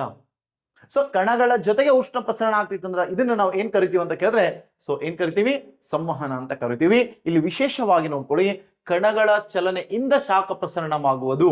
So transformation of the heat by moving of particles ಅಂತ ಕರಿತೀವಿ ಸರ್. ಪಾರ್ಟಿಕಲ್ಸ್ ಗಳನ್ನ ಇಟ್ಕೊಂಡೇ ವಸ್ತು ಮೂವ್ ಆಗ್ತದ. ಶಾಖವಿದ್ದ ಕಡೆಗೆ ವಸ್ತುವಿನ ಕಣಗಳೇ ಚಲಿಸಿ. This is most important word ನೋಡ್ರಿ. ಶಾಖವಿದ್ದ ಕಡೆಗೆ, ಯಾವ ಕಡೆಗೆ ಅಂತ ಕೇಳಿದ್ರೆ ಎಲ್ಲಿ ಹಾಟ್ ಅದ, ಉಷ್ಣ ಅದ, ಆ ಕಡೆಗೆ ವಸ್ತುಗಳು ಮೂವ್ ಆಗ್ತವ ಅಂತ ನೋಡ್ತೀವಿ ಸರ್. ಶಾಖವಿದ್ದ ಕಡೆಗೆ ವಸ್ತುವಿನ ಕಣಗಳ ಚಲಿಸಿ ನೋಡ್ರಿ ಏನಾಗ್ತವ, ವಸ್ತುಗಳು ಕಣಗಳು ಚಲಿಸಿ ಶಾಖ ಪಡೆದುಕೊಂಡು ಬಿಸಿಯಾಗುವ ವಿಧಾನ ಇದಾಗಿದೆ. ಸೊ ಯಾವ ಕಡೆ ಟ್ರಾವೆಲ್ ಆಗ್ತದ ಅಂತ ಕೇಳಿದ್ರೆ, ಉಷ್ಣ ಯಾಕಡೆದಲ್ಲ ಆ ಕಡೆ ಕಣಗಳು ಸೆಳೆತಕ್ಕೊಳಗಾಗಿ ಹೋಗ್ತವ, ಹೋಗಿ ಉಷ್ಣವನ್ನ ತಗೊಂಡು ಸೊ ಮತ್ತೆ ತಮ್ಮ ಮೇಲಕ್ಕೆ ಹೋಗ್ತವ ಅಂತ ನೋಡ್ತೀವಿ ಸರ್. ಈ ಒಂದು ಪ್ರಕ್ರಿಯೆಯನ್ನು ನಾವೇನ್ ಕರಿತೀವಿ ಅಂತ ಕೇಳಿದ್ರೆ, ಸೊ ಏನ್ ಕರಿತೀವಿ, ಸಂವಹನ. ಎಲ್ಲಿ ನೋಡ್ತೀವಿ ಸರ್ ಅಂತ ಕೇಳಿದ್ರೆ, ಈಗ ಹೇಳಿದ್ನಲ್ಲ, ದ್ರವ ಮತ್ತು ಅನಿಲಗಳಲ್ಲಿ ಕಾಣುತ್ತೇವೆ. ಉದಾಹರಣೆಗೆ ನಾವು ನೋಡ್ಕೊಂಡು ಬಂದಾಗ ನೀರು ಮತ್ತು ಗಾಳಿ ಬಿಸಿಯಾಗುವುದು. ಏರ್ ಕಂಡೀಷನರ್ಗಳ ಒಳಗೆ ಸೊ ಹೋಗುತ್ತಿರುವ ಗಾಳಿ ಘನೀಕರಣದಿಂದಾಗಿ ನೀರನ್ನು ವಿಸರ್ಜಿಸುತ್ತದೆ. ಇದು ಫೇಸ್ ಕನ್ವರ್ಸ್ ಅಂತ ಕರಿತೀವಿ ಸರ್. ಕನ್ವರ್ಷನ್ ಅಥವಾ ಸ್ಥಿತಿ ಬದಲಾವಣೆ ತತ್ವ, ಇದು ಮುಂದೆ ಹೇಳ್ತೀನಂತೆ. ಸ್ಥಿತಿ ಬದಲಾವಣೆ ತತ್ವ ಅಂದ್ರೆ ಏನು, ಕೆಲವು ತತ್ವಗಳೇ ಬರ್ತಾವ ಉಷ್ಣಕ್ಕೆ ಸಂಬಂಧಿಸಿದ ತತ್ವಗಳು. ಸೊ ಅವುಗಳನ್ನ ಲಾಸ್ಟ್ ಕ್ಲಾಸ್ ಅಲ್ಲಿ ನಿಮ್ಗೆ ತಿಳಿಸ್ಕೊಡೋ ಪ್ರಯತ್ನವನ್ನ ಮಾಡ್ತೀನಿ. ಅಲ್ಲಿ ನಿಮ್ಗೆ AC ಯಾವ ರೀತಿ ಕೆಲಸ ಮಾಡುತ್ತೆ, ಫ್ರಿಡ್ಜ್ ಯಾವ ರೀತಿ ಕೆಲಸ ಮಾಡುತ್ತೆ, ಸೊ ಇವೆಲ್ಲ ಕಾನ್ಸೆಪ್ಟ್ಗಳನ್ನ ನಾನು ಹೇಳ್ಕೊಡ್ತೀನಂತೆ ಎಂಬ ತತ್ವದ ಆಧಾರದ ಮೇಲೆ ಸೊ ಕಾರ್ಯನಿರ್ವಹಿಸುತ್ತದೆ ಅಂತ ಕರೀತೀವಿ ಸರ್. ಸಿಂಪಲ್ ಕಾನ್ಸೆಪ್ಟು, AC ಕಾರ್ಯನಿರ್ವಹಿಸೋದು ಸೊ ಗಾಳಿ ನೀರು ಅನಿಲಗಳು ಬಿಸಿ ಆಗೋದು ಸೊ ಯಾವ ತತ್ವ ಅಂತ ಕೇಳಿದ್ರೆ ಸಂವಹನ ತತ್ವವಾಗಿವೆ. ಇಲ್ಲಿ ಇಂಪಾರ್ಟೆಂಟ್ ಆಗಿ ನಾವು ನೋಡ್ಕೊಂಡು ಬನ್ನಿ. ಸೊ ಇಲ್ಲೊಂದು ಫ್ರಿಡ್ಜ್ ಇದೆ. ಫ್ರಿಡ್ಜ್ ನಲ್ಲಿ ನೋಡ್ರಿ, ಈ ಫ್ರಿಡ್ಜ್ ನಲ್ಲಿ ಫ್ರೋಜನ್ ನಳಿಕೆಗಳು ಅಂತ ಬರ್ತಾವ ಸರ್. ಏನ್ ಬರ್ತಾವ? ಫ್ರೋಜನ್ ನಳಿಕೆ. ಈ ಫ್ರಿಡ್ಜ್ ನಲ್ಲಿ ಫ್ರೋಜನ್ ನಳಿಕೆಗಳನ್ನ ಎಲ್ಲಿ ಕೂಡಿಸಿರ್ತಾರ ಅಂತ ಕೇಳಿದ್ರೆ ಫ್ರಿಡ್ಜಿನ ಹಿಂಭಾಗದ ಮೇಲ್ಭಾಗದಲ್ಲಿ ಕೂಡಿಸಿರ್ತಾರ. ಇಲ್ಲಿ ನೋಡಿ ಸರ್, ಇದು ಮ್ಯಾಲಿಂದ ಅದಲ್ಲ, ಇದು ಐಸ್ ಬಾಕ್ಸ್ ಅಂತ ಕರಿತೀವಿ ಸರ್. ಏನ್ ಕರಿತೀವಿ ಅದನ್ನ?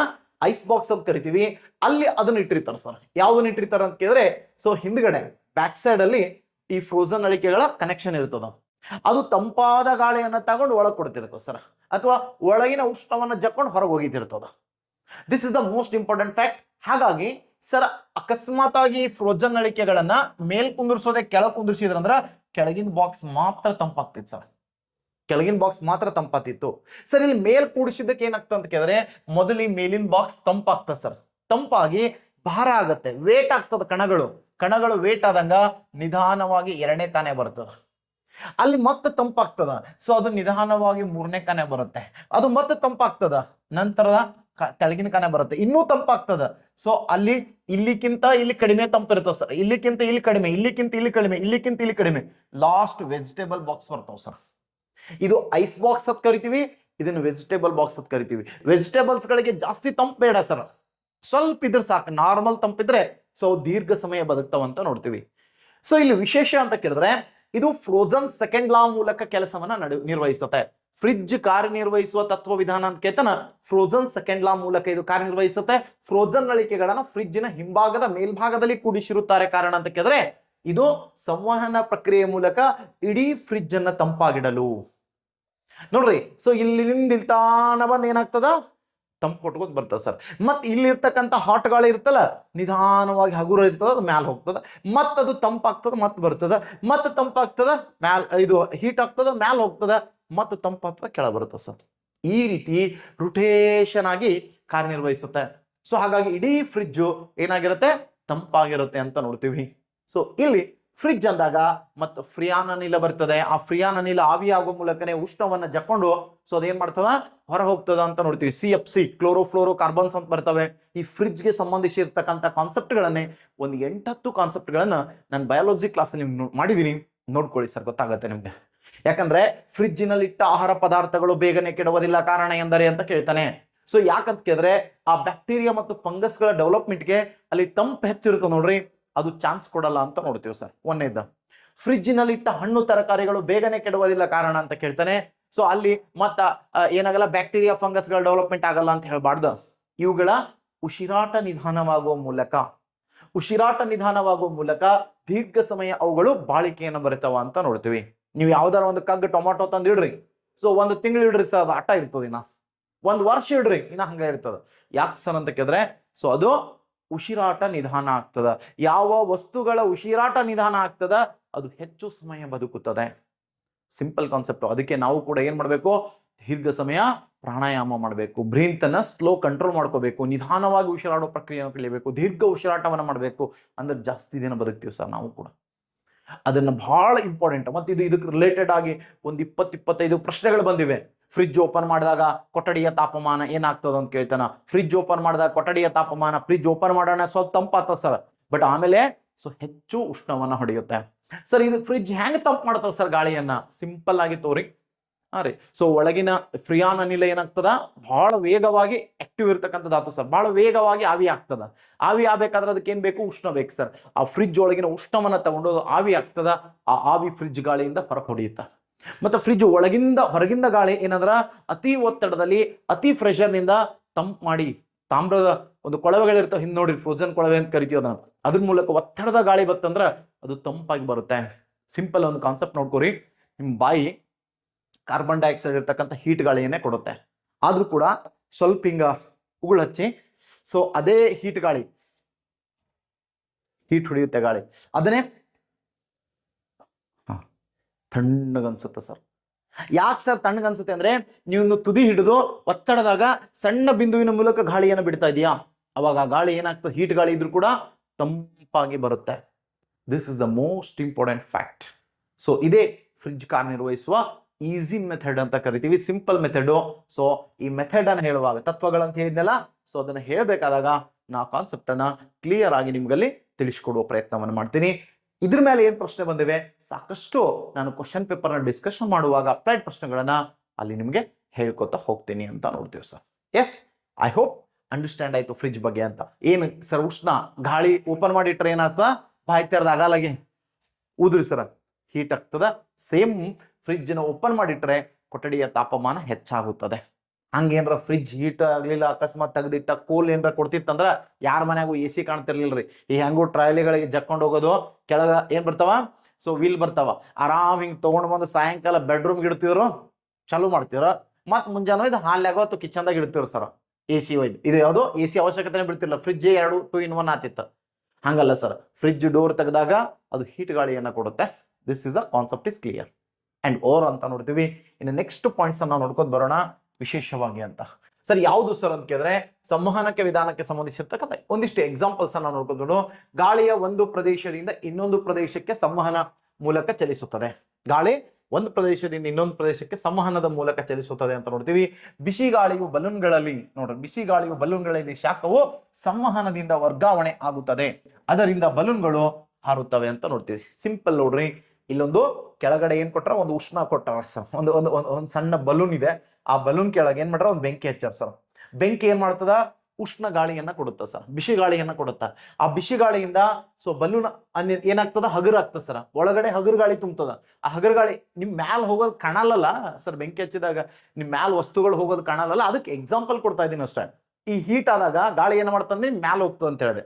ಸೊ ಹೀಟ್ ಆಯ್ತಲ್ಲ, ಇದು ಬಲೂನ್ ಅನ್ನ ತಗೊಂಡು, ಇಷ್ಟು ಭಾರವಾದ ಬಲೂನ್ ಅನ್ನು ತಗೊಂಡು ಮ್ಯಾಕ್ ಹಾರ್ತದೆ ಸರ್. ಮ್ಯಾಲ್ ಹೋದಾಗ ಈ ಬೆಂಕಿ ಎಲ್ಲ ಆವಿ ಆಯ್ತು, ಖಾಲಿ ಆಯ್ತ ತಿಳ್ಕೊರಿ. ಅವಾಗ ಒಳಗಡೆ ಎಲ್ಲ ತಂಪು ಗಾಳಿ ಬರುತ್ತೆ ಸರ್. ಯಾಕಂತ ಕೇಳಿದ್ರೆ, ಪ್ರತಿ ನೀವು 165 ಮೀಟರ್ ಮೇಲಕ್ಕೆ ಹೋದಂತೆ 1 ಡಿಗ್ರಿ ಸೆಲ್ಸಿಯಸ್ ತಾಪಮಾನ ಏನಾಗ್ತದೆ ಸರ್, ಕಡಿಮೆ ಆಗತ್ತೆ. ಮೇಲಕ್ ಹೊಂಟ್ರಿ ಅಂದ್ರ ಉಷ್ಣ ಕಡಿಮೆ ಆಗ್ತದ. ಅದು ಮುಂದೆ ಹೇಳಿನ್ ಸರ್, ಯಾಕೆ ಕಡಿಮೆ ಆಗ್ತಂದ್ರ ಮೇಲೆ ಹೋದಂತೆ ಒತ್ತಡ ಕಡಿಮೆ ಆಗುತ್ತೆ. ಒತ್ತಡ ಕಡಿಮೆ ಆಗೋದ್ರಿಂದ ಉಷ್ಣ ಕಡಿಮೆ ಆಗುತ್ತೆ. ನಿಮ್ಗೆ ಒತ್ತಡ ಮತ್ತು ಉಷ್ಣದ ಪರಿಣಾಮಗಳನ್ನು ಹೇಳುವಾಗ ಹೇಳಿನಿ. So this is the important fact. So ಇದು ಮ್ಯಾಲ್ ಹಾರ್ಲಕ್ ಕಾರಣ, ಇದಕ್ಕೆ ಶಕ್ತಿ ಕೊಟ್ಟಿದ್ದು ಯಾವುದು ಅಂದ್ರ ಇಲ್ಲಿರ್ತಕ್ಕಂಥ ಸಂವಹನ ಪ್ರಕ್ರಿಯೆಯಲ್ಲಿ ನಡೀತಕ್ಕಂಥ ಗಾಳಿ ಬಿಸಿ ಆದಾಗ ಮೇಲೆ ಹೋಗುತ್ತೆ, ಮತ್ತೆ ತಂಪಾಯ್ತಂದ್ರೆ ಕೆಳಗೆ ಇಳಿಯುತ್ತೆ. ಫ್ರಿಜ್ ನ ತೋರ್ಸಿನ್ ಸರ್ ಹೆಂಗಂತೇಳಿ. ಸೊ ಮೇಲೆ ಕೆಳಗೆ ಈ ರೀತಿ ಮೇಲೆ ಕೆಳಗೆ ಆಯ್ತು ಅಂತಂದ್ರ ಇದನ್ನ ನಾವು ಸಂವಹನ ಅಂತ ಕರಿತೀವಿ. This is the important fact. ಇನ್ನು ನಾವು ನೋಡ್ಕೊಂಡು ಬರ್ತೀವಿ, ಭೂಮಿಯ ತಂಗಾಳಿ, ಸಮುದ್ರದ ತಂಗಾಳಿ ಉಂಟಾಗುವಿಕೆ. ಸೊ ಭೂಮಿಯ ಮೇಲೆ ತಂಪಾದ ಗಾಳಿಗಳು ಬೀಸ್ತಿರ್ತಾವ ನೋಡ್ರಿ, ಅದು ಮತ್ತು ಸಮುದ್ರಗಳಲ್ಲಿ ಉಂಟಾಗುವಿಕೆ ಅಂತ ನೋಡ್ತೀವಿ sir. Formation of C bridge and land bridge ಅಂತ ಕರಿತೀವಿ. ಇದನ್ನ ಆಕ್ಚುಲಿ ಜಿಯೋಗ್ರಫಿ ಹೇಳ ಭಾಳ ಚಂದ ಹೇಳ್ತಾರೆ ಸರ್.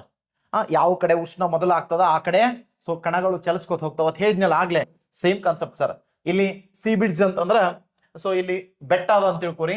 ಬೆಟ್ಟಕ್ಕೆ ಸೂರ್ಯನ ಕಿರಣಗಳು ಮೊದಲು ಬಡಿತಾವ, ಹಾಗಾಗಿ ಇಲ್ಲಿ ಬಿಸಿ ಮೊದಲಾಗ್ತದ ಬೆಟ್ಟ ಮುಂಜಾನೆ ಎದ್ದು. ಸೊ ಸಮುದ್ರದಿಂದ ಮಾರುತಗಳು ಏನ್ ಮಾಡ್ತಾವ, ಸೊ ಬೆಟ್ಟದ ಕಡೆಗೆ ಸರಿಸ್ತಾಗ್ತವ.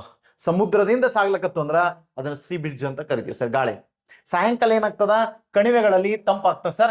ಇದು ಜಲ್ದಿ ತಂಪಾಗ್ತದ. ಕಣಿವೆಗಳಲ್ಲಿ ನೀರ್ ಇರ್ತದ ನೋಡ್ರಿ ಈ ಸಮುದ್ರದಲ್ಲಿ, ಅದು ಮಂದವಾಹಕ ಸರ್. ನಿಧಾನವಾಗಿ ತಂಪಾಗ್ತದ, ನಿಧಾನವಾಗಿ ಹೀಟ್ ಆಗ್ತದ, ನಿಧಾನವಾಗಿ ತಂಪಾಗ್ತದೆ ಸರ್. ಇನ್ನು ಇಲ್ಲಿ ಉಷ್ಣ ಇರ್ತದೆ, ಇದು ಬೇಗನೆ ತಂಪಾಗ್ಬಿಡ್ತದೆ. ಇದು ತಂಪಾಯ್ತಂದ್ರೆ ಇಲ್ಲಿ ಭಾರ ಹೆಚ್ಚಾಗ್ತದೆ, ಇಲ್ಲಿ ಉಷ್ಣ ಇರ್ತದಿಲ್ಲ. ಅವಾಗ ಗಾಳಿ ಏನ್ ಮಾಡ್ತದ, ಸೊ ಬೆಟ್ಟದಿಂದ ಕೆಳಗೆ ಇಳ್ಕೊತ ಬರ್ತದ ಸರ್, ಕಣಿವೆಯ ಕಡೆಗೆ ಅಥವಾ ಸೊ ಸಮುದ್ರದ ಕಡೆಗೆ ಬರ್ತದ. ಸೊ ಈ ಬೆಟ್ಟದಿಂದ ಕಣಿವೆಯ ಕಡೆಗೆ ಅಥವಾ ಸಮುದ್ರದ ಕಡೆಗೆ ಬರ್ತಂದ್ರ ಇದನ್ನ ಬೆಟ್ಟದಿಂದ ಬರ್ತಕ್ಕಂಥ ಗಾಳಿ. ಸೊ ಇದಕ್ಕೆ ಲ್ಯಾಂಡ್ ಬ್ರಿಡ್ಜ್ ಅಂತ ಕರಿತೀವಿ sir. This is the most important fact. ಇದನ್ನ ಜಿಯೋಗ್ರಫಿ ಹೇಳುವಾಗ ಭಾಳ ಚಂದ ಹೇಳ್ತಾರೆ. ಸೊ ನಿಮ್ಗೆ ಗೊತ್ತಿರಲಿ ಅಂತ ನೋಡ್ತೀವಿ ಸರ್. ಇಷ್ಟು. ಸೊ ಎಣ್ಣೆ ಬಿಸಿ ಆಗುವುದು, ನೀರು ಕಾಯುವುದು. ನೋಡ್ರಿ ಇಲ್ಲಿ ಸಿಂಪಲ್ ಆಗಿ ಎಣ್ಣೆ ಕೆಳ ಬೆಂಕಿ ಹಚ್ಚಿರ್ತಾರೆ ಸರ್. ನೋಡಿ ಹೆಂಗ್ ಕಾಯ್ತಿರತ್ ನೋಡ್ರಿ, ತಳದಂದ ಮ್ಯಾಲಿನ ಕೆಳಗ, ಕೆಳದಂದ ಮ್ಯಾಲಿನ ಕೆಳಗ. ಅಥವಾ ನೀವು ಕೂಡ ಬೆಂಕಿ ಹಚ್ಚಿ ನೀರ್ ಕೆಳಗ ಕಾಯಿಸ್ತಿರ್ತೀರಿ ಸರ್. ನೀರ್ ಕಾಯಿಸ್ತಿರ್ತೀರಿ ಬೆಂಕಿ ಹಚ್ಚಿ ಕೆಳಗ. ನೀರ್ ನೋಡ್ರಿ ಹಿಂಗ ಬಳಿ ಬಂದಂಗ ಆಗ್ತಿರ್ತದ. ಸೊ ಮ್ಯಾಲಿನ ಕೆಳಗ, ಕೆಳಗಿನ ಮ್ಯಾಲ ಗುಳಿ ಬರ್ತಿರ್ತಾವ ನೋಡ್ರಿ. ಮ್ಯಾಲ ನೀರಿನ ಗುಳಿಗಳು ಆಕ್ಸಿಜನ್ ಕರಗಿ ಗುಳಿಯಾಗಿ ಮ್ಯಾಲ ಬರ್ತಿರ್ತಾವ ಸರ್. ಅವು ಕಾಣ್ತಿರಲ್ಲ, ನೀರು ಹಿಂಗ್ ಬಳಿ ಆಗಿ ಬರೋದು. ಯಾಕಂದ್ರ ಕೆಳಗ್ ಹಚ್ಚಿದಾಗ ಕೆಳಗಿಂದು ಹೀಟ್ ಹೆಚ್ಚಾಗ್ತದ ಸರ್, ಹಗುರ ಆಗ್ತದ, ಅದು ಮ್ಯಾಲ್ ಬರ್ತದ. ಮ್ಯಾಲಿಂದ ಮತ್ ಭಾರ ಇರ್ತದೆ ನೋಡಿ ಸರ್, ಇದಕ್ಕಿಂತ ಹೀಟ್ ಕಡಿಮೆ ಇರ್ತದೆ ನೋಡ್ರಿ, ತಂಪಾಗಿರ್ತದೆ. ಮ್ಯಾಲ ಉಷ್ಣ ಬಿಟ್ಕೊಟ್ಟು ಅದು ಮತ್ ಕೆಳಗೆ ಹೋಗ್ತದ, ಮತ್ ಹೀಟ್ ಆಗ್ತದ, ಮತ್ ಮ್ಯಾಲ ಬರ್ತದ, ಮತ್ ಹೀಟ್ ಆಗ್ತದ, ಮತ್ ಮ್ಯಾಲ. ಹಿಂಗ ನಿರಂತರವಾಗಿ ಸಂವಹನ ಪ್ರಕ್ರಿಯೆಗಳು ಪಡ್ತಿರ್ತದ. ನೀವು ನೀರರ ಕಾಸ್ರಿ, ಎಣ್ಣೆಯರ ಕಾಸ್ರಿ, ಬಜ್ಜಿಯರ ಮಾಡ್ರಿ, ಸೊ ಏನ್ ಬೇಕಾದ್ ಮಾಡಿದ್ರು ಇದೇ ರೀತಿ ಆಗ್ತಿರ್ತದ. ಇದು ಬಿಟ್ಟರೆ ಮೊನ್ನೆ PSI ದಲ್ಲಿ ರೀಸೆಂಟ್ ಒಂದು ಕ್ವಶನ್ ಕೇಳಿದೆ ಸರ್, ರೇಡಿಯೇಟರ್ಗಳು ಕಾರ್ಯನಿರ್ವಹಿಸುವ ತತ್ವ ವಿಧಾನ ಯಾವುದು ಅಂತ. ರೇಡಿಯೇಟರ್ಗಳಲ್ಲಿ ಏನ್ ಹಾಕಿರ್ತೀವಿ ಅಂದ್ರ ನೀರು ಮತ್ತು ಕೂಲಂಟ್ ಅನ್ನ ಹಾಕಿರ್ತೀವಿ ಸರ್. ಏನ್ ಮಾಡಿರ್ತೀವಿ, ಕೂಲಂಟ್ ಮತ್ತು ನೀರನ್ನ ಹಾಕಿರ್ತೀವಿ. ಸೊ ಇಲ್ಲಿ ಅದ ನೋಡ್ರಿ ರೇಡಿಯೇಟರ್. ಸೊ ವಾಹನದ ರೇಡಿಯೇಟರ್, ಈ ರೇಡಿಯೇಟರ್ಗಳ ಕಾರ್ಯನಿರ್ವಹಿಸೋದು ಅಂತ ಕೇಳ್ತಾನೆ ಸರ್. ಯಾವುದು, ರೇಡಿಯೇಟರ್. ಸೊ ಈ ರೇಡಿಯೇಟರ್ಗಳು ಕಾರ್ಯನಿರ್ವಹಿಸೋದು ಅಂತ ಕೇಳ್ತಾನ. ಈ ರೇಡಿಯೇಟರ್ಗಳ ಕಾರ್ಯನಿರ್ವಹಿಸೋದು ಇದ್ರೊಳಗೆ ಏನಿರ್ತದೆ ಅಂತ ಗೊತ್ತಿದ್ರೆ ನಿಮ್ಗೆ ಸಾಕು. ರೇಡಿಯೇಟರ್ಗಳಲ್ಲಿ ಏನಿರ್ತದೆ ಸರ್ ಅಂತ ಕೇಳಿದ್ರೆ, ಸೊ ಇದರಲ್ಲಿ ಕೂಲಂಟ್ ಇರ್ತದ, ಕೂಲಂಟ್ ಜೊತೆಗೆ ಏನಿರ್ತದ, ನೀರು ಇರುತ್ತೆ. ಕೂಲಂಟ್ ಮತ್ತು ನೀರು ಇರುತ್ತೆ ಸರ್. ಇದ್ರೊಳಗೆ ಏನಿರುತ್ತೆ ಸರ್ ಅಂತ ಕೇಳಿದ್ರೆ ಕೂಲಂಟ್ ಮತ್ತು ನೀರು ಇರುತ್ತೆ. ಸಿಂಪಲ್ ಆಗಿ ನಾವು ನೋಡ್ಕೊಂಡು ಬರ್ರಿ, ಇದ್ರೊಳಗ ರೇಡಿಯೇಟರ್ದಾಗ ಕೂಲಂಟ್ ಮತ್ತು ನೀರು ಇರುತ್ತೆ. ಸೊ ಎರಡು ಸಾಲಿಡ್, ಇದು ಲಿಕ್ವಿಡ್ ಫಾರ್ಮ್ ಅಲ್ಲಿ ಇರ್ತವೆ ಸರ್, ದ್ರವ ರೂಪದಲ್ಲಿ ಇರ್ತವೆ. ಹಾಗಾಗಿ ದ್ರವ ರೂಪದಲ್ಲಿ ಉಷ್ಣ ಪ್ರಸರಣ ಆಗೋದು, ವಾಹನಗಳು ಹೀಟ್ ಆಯ್ತು ಅಂದಾಗ ಆ ಹೀಟನ್ನು ಅಬ್ಸರ್ವ್ ಮಾಡಿಕೊಂಡು ತಮ್ಮಲ್ಲಿ ಸ್ಟೋರ್ ಮಾಡ್ಕೊಳ್ಳೋ ಯಾವುವು ಅಂತ ಕೇಳಿದ್ರೆ ಈ ಕೂಲಂಟ್ ಮತ್ತು ನೀರುಗಳು. ವಾಹನದ ಹೆಚ್ಚುವರಿ ಹೀಟನ್ನ ತಮ್ಮ ಕಡೆಗೆ ಸೆಳ್ಕೊಂಡು ಇಟ್ಕೋತಾವ, ತಾವು ಬಿಸಿ ಆಗೋ ಮೂಲಕ ವಾಹನದ ಎಂಜಿನ್ ಹೀಟ್ ಅನ್ನ ಕಡಿಮೆ ಮಾಡ್ತಾವ. ಸೊ ಹಾಗಾಗಿ ಅವುಗಳಲ್ಲಿ ಏನಿರ್ತದ, ಕೂಲಂಟ್ ಮತ್ತು ನೀರಿರುತ್ತೆ. ಸೊ ಆಕಸ್ಮಿಕವಾಗಿ ಇನ್ನೊಂದ್ಸಲ ಕ್ವಶನ್ ಕೇಳ್ತಾನೆ ಸರ್, ಆಕಸ್ಮಿಕವಾಗಿ ಸೊ ಈ ವಾಹನ ಅತಿ ಎತ್ತರದ ಪ್ರದೇಶಗಳಲ್ಲಿ ಕಾರ್ಯನಿರ್ವಹಿಸ್ತಿತ್ತು ಅಂತ ತಿಳ್ಕೊರಿ. ಉದಾಹರಣೆಗೆ ಸಿಯಾಚಿನ್ ನಮ್ ಯುದ್ಧ ಭೂಮಿಯಾದ ಸಿಯಾಚಿನ್ ನಲ್ಲಿ ಹೋಗಿ ಕಾರ್ಯ ಮಾಡಕತ್ತ ವಾಹನಗಳು ಅಂತಂದ್ರ, ಸೊ ಅದು ಹಿಮಾಲಯನ್ ಪರ್ವತಗಳ ಮೇಲೆ ಹೋಗಿ ವಾಹನಗಳ ಕೆಲಸ ಮಾಡ್ತಾವಂದ್ರ ಅಲ್ಲಿ ಸಿಕ್ಕಾಪಟ್ಟೆ ಸ್ನೋ ಇರ್ತದ ಸರ್, ಬಹಳ ತಂಪು ಇರ್ತದ. ಆ ತಂಪಿಗೆ ಈ ಕೂಲಂಟ ಮತ್ತು ನೀರ್ ಏನಾಗ್ತದ, ಫ್ರೋಜ್ ಆಗಿ ಸಾಲಿಡ್ ಸ್ಟೇಜಿಗೆ ಬರ್ತದ ಸರ್, ಅಂದ್ರೆ ಘನರೂಪಕ್ಕೆ ಬರುತ್ತಾ. ಸೊ ಈ ಘನರೂಪಕ್ಕೆ ಬರುತ್ತೆ. ಹಾಗಾಗಿ ಆ ಸಂದರ್ಭದಲ್ಲಿ ಏನ್ ಹಾಕ್ತಾರ, ಇದು ಕ್ವಶನ್ ಆಗಿದೆ ನಿಮಗೆ. ಆ ಸಂದರ್ಭದಲ್ಲಿ ಏನ್ ಹಾಕ್ತಾರ ಅಂತ ಕೇಳಿದ್ರೆ, ಸೊ ಆಲ್ಕೋಹಾಲ್ ಅನ್ನ ಹಾಕ್ತಾರ. ಆಲ್ಕೋಹಾಲ್ ಮದ್ಯಸಾರವನ್ನ ಹಾಕುತ್ತಾರೆ. ಆಲ್ಕೋಹಾಲ್ ಅನ್ನ ಹಾಕಿ ಏನ್ ಮಾಡ್ತಾರ, ಸೊ ರೇಡಿಯೇಟರ್ಗಳಿಗೆ ಏನಂದ್ರ ಕಾರ್ಯನಿರ್ವಹಿಸಕ್ ಬಿಡ್ತಾರ ಅಂತ ನೋಡ್ತೀವಿ ಸರ್. ನೀರಿನ ಜೊತೆಗೆ ಕೂಲಂಟ್ ಹಾಕಲ್ಲ ಸರ್, ಅಲ್ಲಿ ಆಲ್ಕೋಹಾಲ್ ಹಾಕ್ತಾರ. ಯಾಕೆ ಸರ್ ಆಲ್ಕೋಹಾಲ್ ಹಾಕ್ತಾರ ಅಂತ ಕೇಳಿದ್ರೆ, ಆಲ್ಕೋಹಾಲ್ನ ಘನೀಕರಣ ಬಿಂದು ಬಹಳ ಹೆಚ್ಚಿದೆ. ಸೊ ಹಾಗಾಗಿ ನೀರು 0 ಡಿಗ್ರಿ ಸೆಲ್ಸಿಯಸ್ ಬಂತಂದ್ರೆ ಗಟ್ಟಿಯಾಗಿ ಬಿಡುತ್ತೆ ಸರ್, ಮುಗೀತು, ತಂಪಾಗ್ಬಿಡ್ತದ. ಸೊ ಅದು ಹಂಗಲ್ಲ ಸರ್, ಅತಿ ಹೆಚ್ಚು ಏನಂತಂದ್ರ ಘನೀಕರಣ ಬಿಂದು ಹೊಂದಿರತಕ್ಕಂಥದ್ದು ಯಾವ್ದು ಅಂದ್ರೆ ಆಲ್ಕೋಹಾಲ್. ಆದ್ದರಿಂದ ಸೊ ನಾವೇನ್ ಮಾಡ್ತೀವಿ, ಆಲ್ಕೋಹಾಲ್ ಅನ್ನ ಹಾಕ್ತಿವಿ.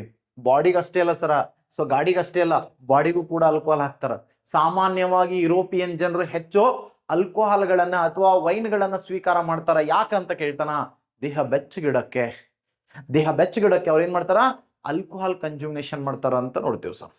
ಅದು ಬೇಡ, ಆ ಕಡೆ ಆಲ್ಕೋಹಾಲ್ ಬಗ್ಗೆ ಭಾಳ ಹೇಳೋದು. ಸೊ ಈ ಕಡೆ ಬನ್ನಿ, ಮತ್ತ ಟೈಮ್ ಆಯ್ತು ಅಂತ ಆಲ್ಕೋಹಾಲ್ ನೆನಪು ಬರಬಾರ್ದು. ಇನ್ನು ನೆಕ್ಸ್ಟ್ ಕಾನ್ಸೆಪ್ಟು, ಸೊ ಯಾವುದು, ವಿಕಿರಣ ಅಂತ ನೋಡ್ತೇವೆ ಸರ್. ಯಾವುದು, ವಿಕಿರಣ, ರೇಡಿಯೇಷನ್.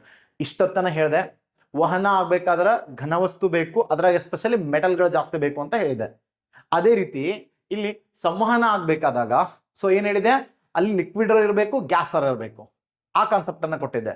ಆದ್ರೆ ಇವು ಯಾವುದು ಇಲ್ದು ಕೂಡ ಉಷ್ಣ ಪ್ರಸರಣ ಆಗುತ್ತೆ. ಉಷ್ಣ ಪ್ರಸರಣ ಆಗ್ಲಿಕ್ಕೆ ಒಂದು ಮಾಧ್ಯಮದ ಅವಶ್ಯಕತೆ ಇದೆನಾ ಅಂತ ಕೇಳಿದ್ರೆ ಇಲ್ಲ ಸರ್, ಬೇಕಾಗಿಲ್ಲ.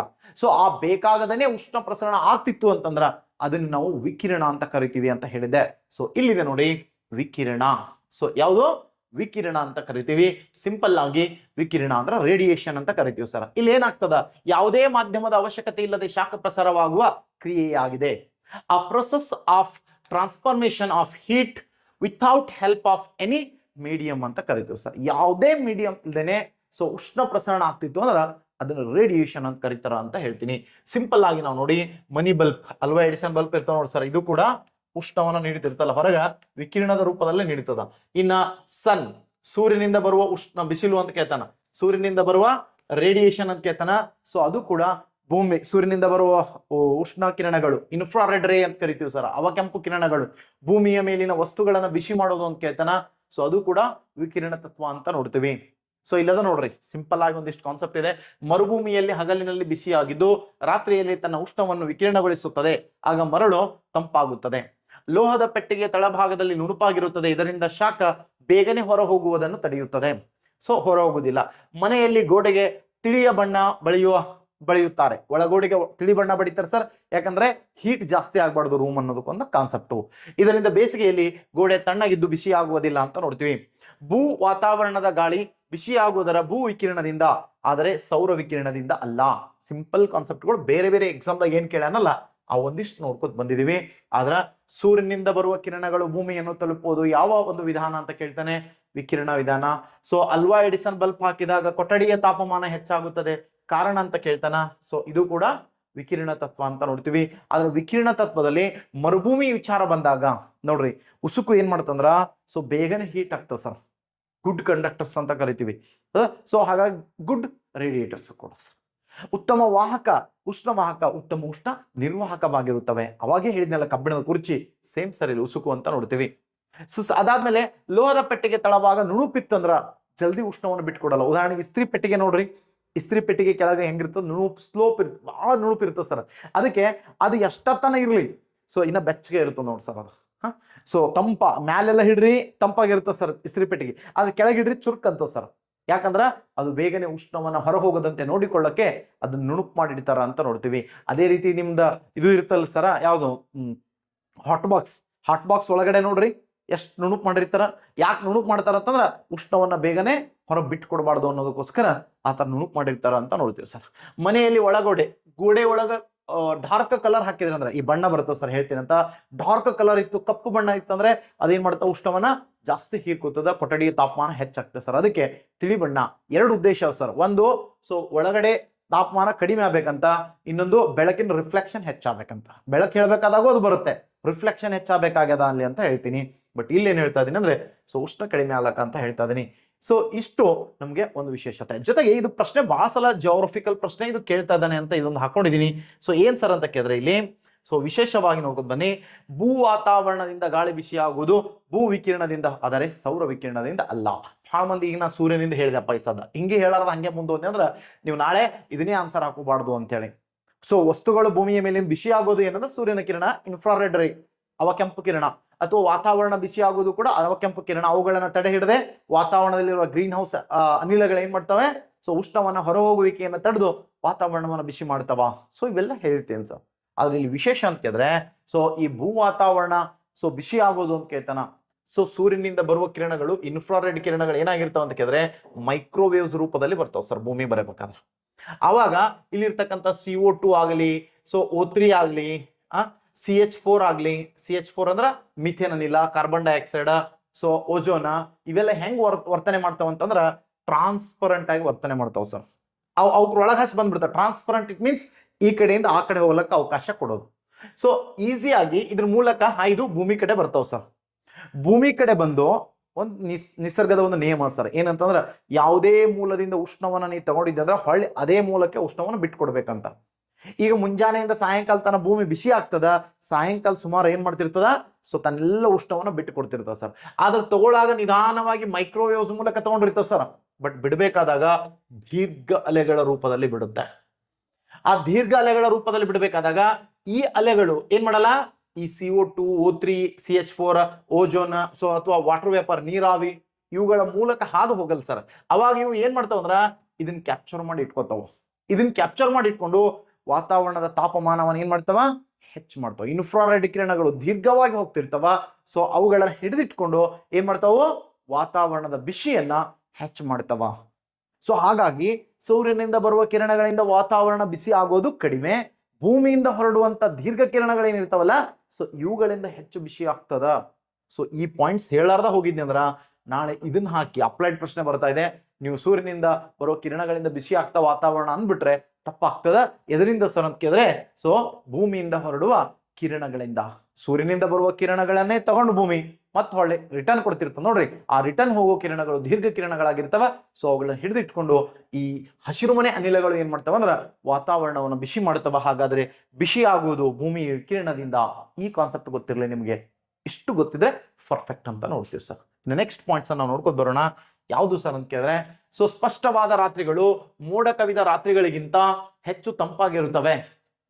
ತಣ್ಣಗಿರಲು ಕಾರಣ ಅಂತ ಕೇಳ್ತಾನ ಸರ್. ಮೋಡಗಳು ಉತ್ತಮ ಉಷ್ಣ ವಾಹಕಗಳಲ್ಲ. ಸಿಂಪಲ್ ಆಗಿ ಗೊತ್ತಿರ್ಲಿ. ಸೊ ಈಗ ನೋಡ್ರಿ, ಸಿಂಪಲ್ ಸೂರ್ಯನ ಕಿರಣಗಳು ಬರತ್ತ ನೋಡ್ರಿ ಇಲ್ಲಿ. ಇದ್ರ ಮೂಲಕನೇ ವಸ್ತುಗಳೆಲ್ಲ ಕೆಲಸ ಮಾಡ್ತಾ ಇವೆ. ಸಿಂಪಲ್ ಆಗಿ ನೋಡ್ರಿ, ಈ ಮೋಡಗಳಂತ ಏನದಾವಲ್ರಿ, ಇಲ್ಲಿ ಮೋಡ ಕವಿದ ವಾತಾವರಣ ಅಂತ ತಿಳ್ಕೊರಿ. ಇವತ್ತ ಸಾಯಂಕಾಲ ಭೂಮಿ ಏನ್ ಮಾಡ್ತಿರ್ತಂದ್ರ 4 ಗಂಟೆಯಿಂದ ಉಷ್ಣವನ್ನ ವಿಕಿರಣಗೊಳಿಸ್ತಿರ್ತದೆ ಸರ್ ಸಾಯಂಕಾಲ ಹೆಚ್ಚಿಗೆ. ಸೊ ಹಾಗಾಗಿ ಸರಾಸರಿ ಭೂಮಿಯ ತಾಪಮಾನ 15 ಡಿಗ್ರಿ ಸೆಲ್ಸಿಯಸ್ ಆದ್ರ ಯಾವ ಸಮಯದಲ್ಲಿ ಹೆಚ್ಚು ತಂಪಿರುತ್ತ ಅಂತ ಕೇಳಿದ್ರೆ 4 ಗಂಟೆ ನಚನಾಗಿ ಸರ್. ಯಾವಾಗ ಹೆಚ್ಚು ಉಷ್ಣ ಇರುತ್ತಂದ್ರ ಸಂಜೆ 4 ಗಂಟೆ ಅಂತ ಹೇಳ್ಬೇಕು ಸರ್. ಇದು ಜಿಯೋಗ್ರಫಿ ಹೇಳ್ತಾರೆ ಕಾನ್ಸೆಪ್ಟ್ ಎಲ್ಲ. ಅದಕ್ಕೆ ನಾನು ಇಲ್ಲಿ ಕಡಿಮೆ ಹೇಳ್ತಾ ಹೊರಟಿದ್ದೀನಿ. ಸೊ ಬಹಳ ಆಗ್ಬಿಡುತ್ತೆ ಸರ್, ದೀರ್ಘ ಆಗ್ತದೆ. ಬಹಳ ಅಪ್ಲೈಡ್ ಪ್ರಶ್ನೆಗಳು ಡಿಸ್ಕಷನ್ ಮಾಡ್ಕೋತ ಅಂದ್ಬಿಟ್ರೆ ಬಹಳ ದೀರ್ಘ ಆಗ್ತದೆ. ಆ ಕಡೆ ಅವ್ರಿಗೂ ಚಾನ್ಸ್ ಕೊಡೋಣ ಸ್ವಲ್ಪ. ಇಲ್ಲಿ ಬನ್ನಿ.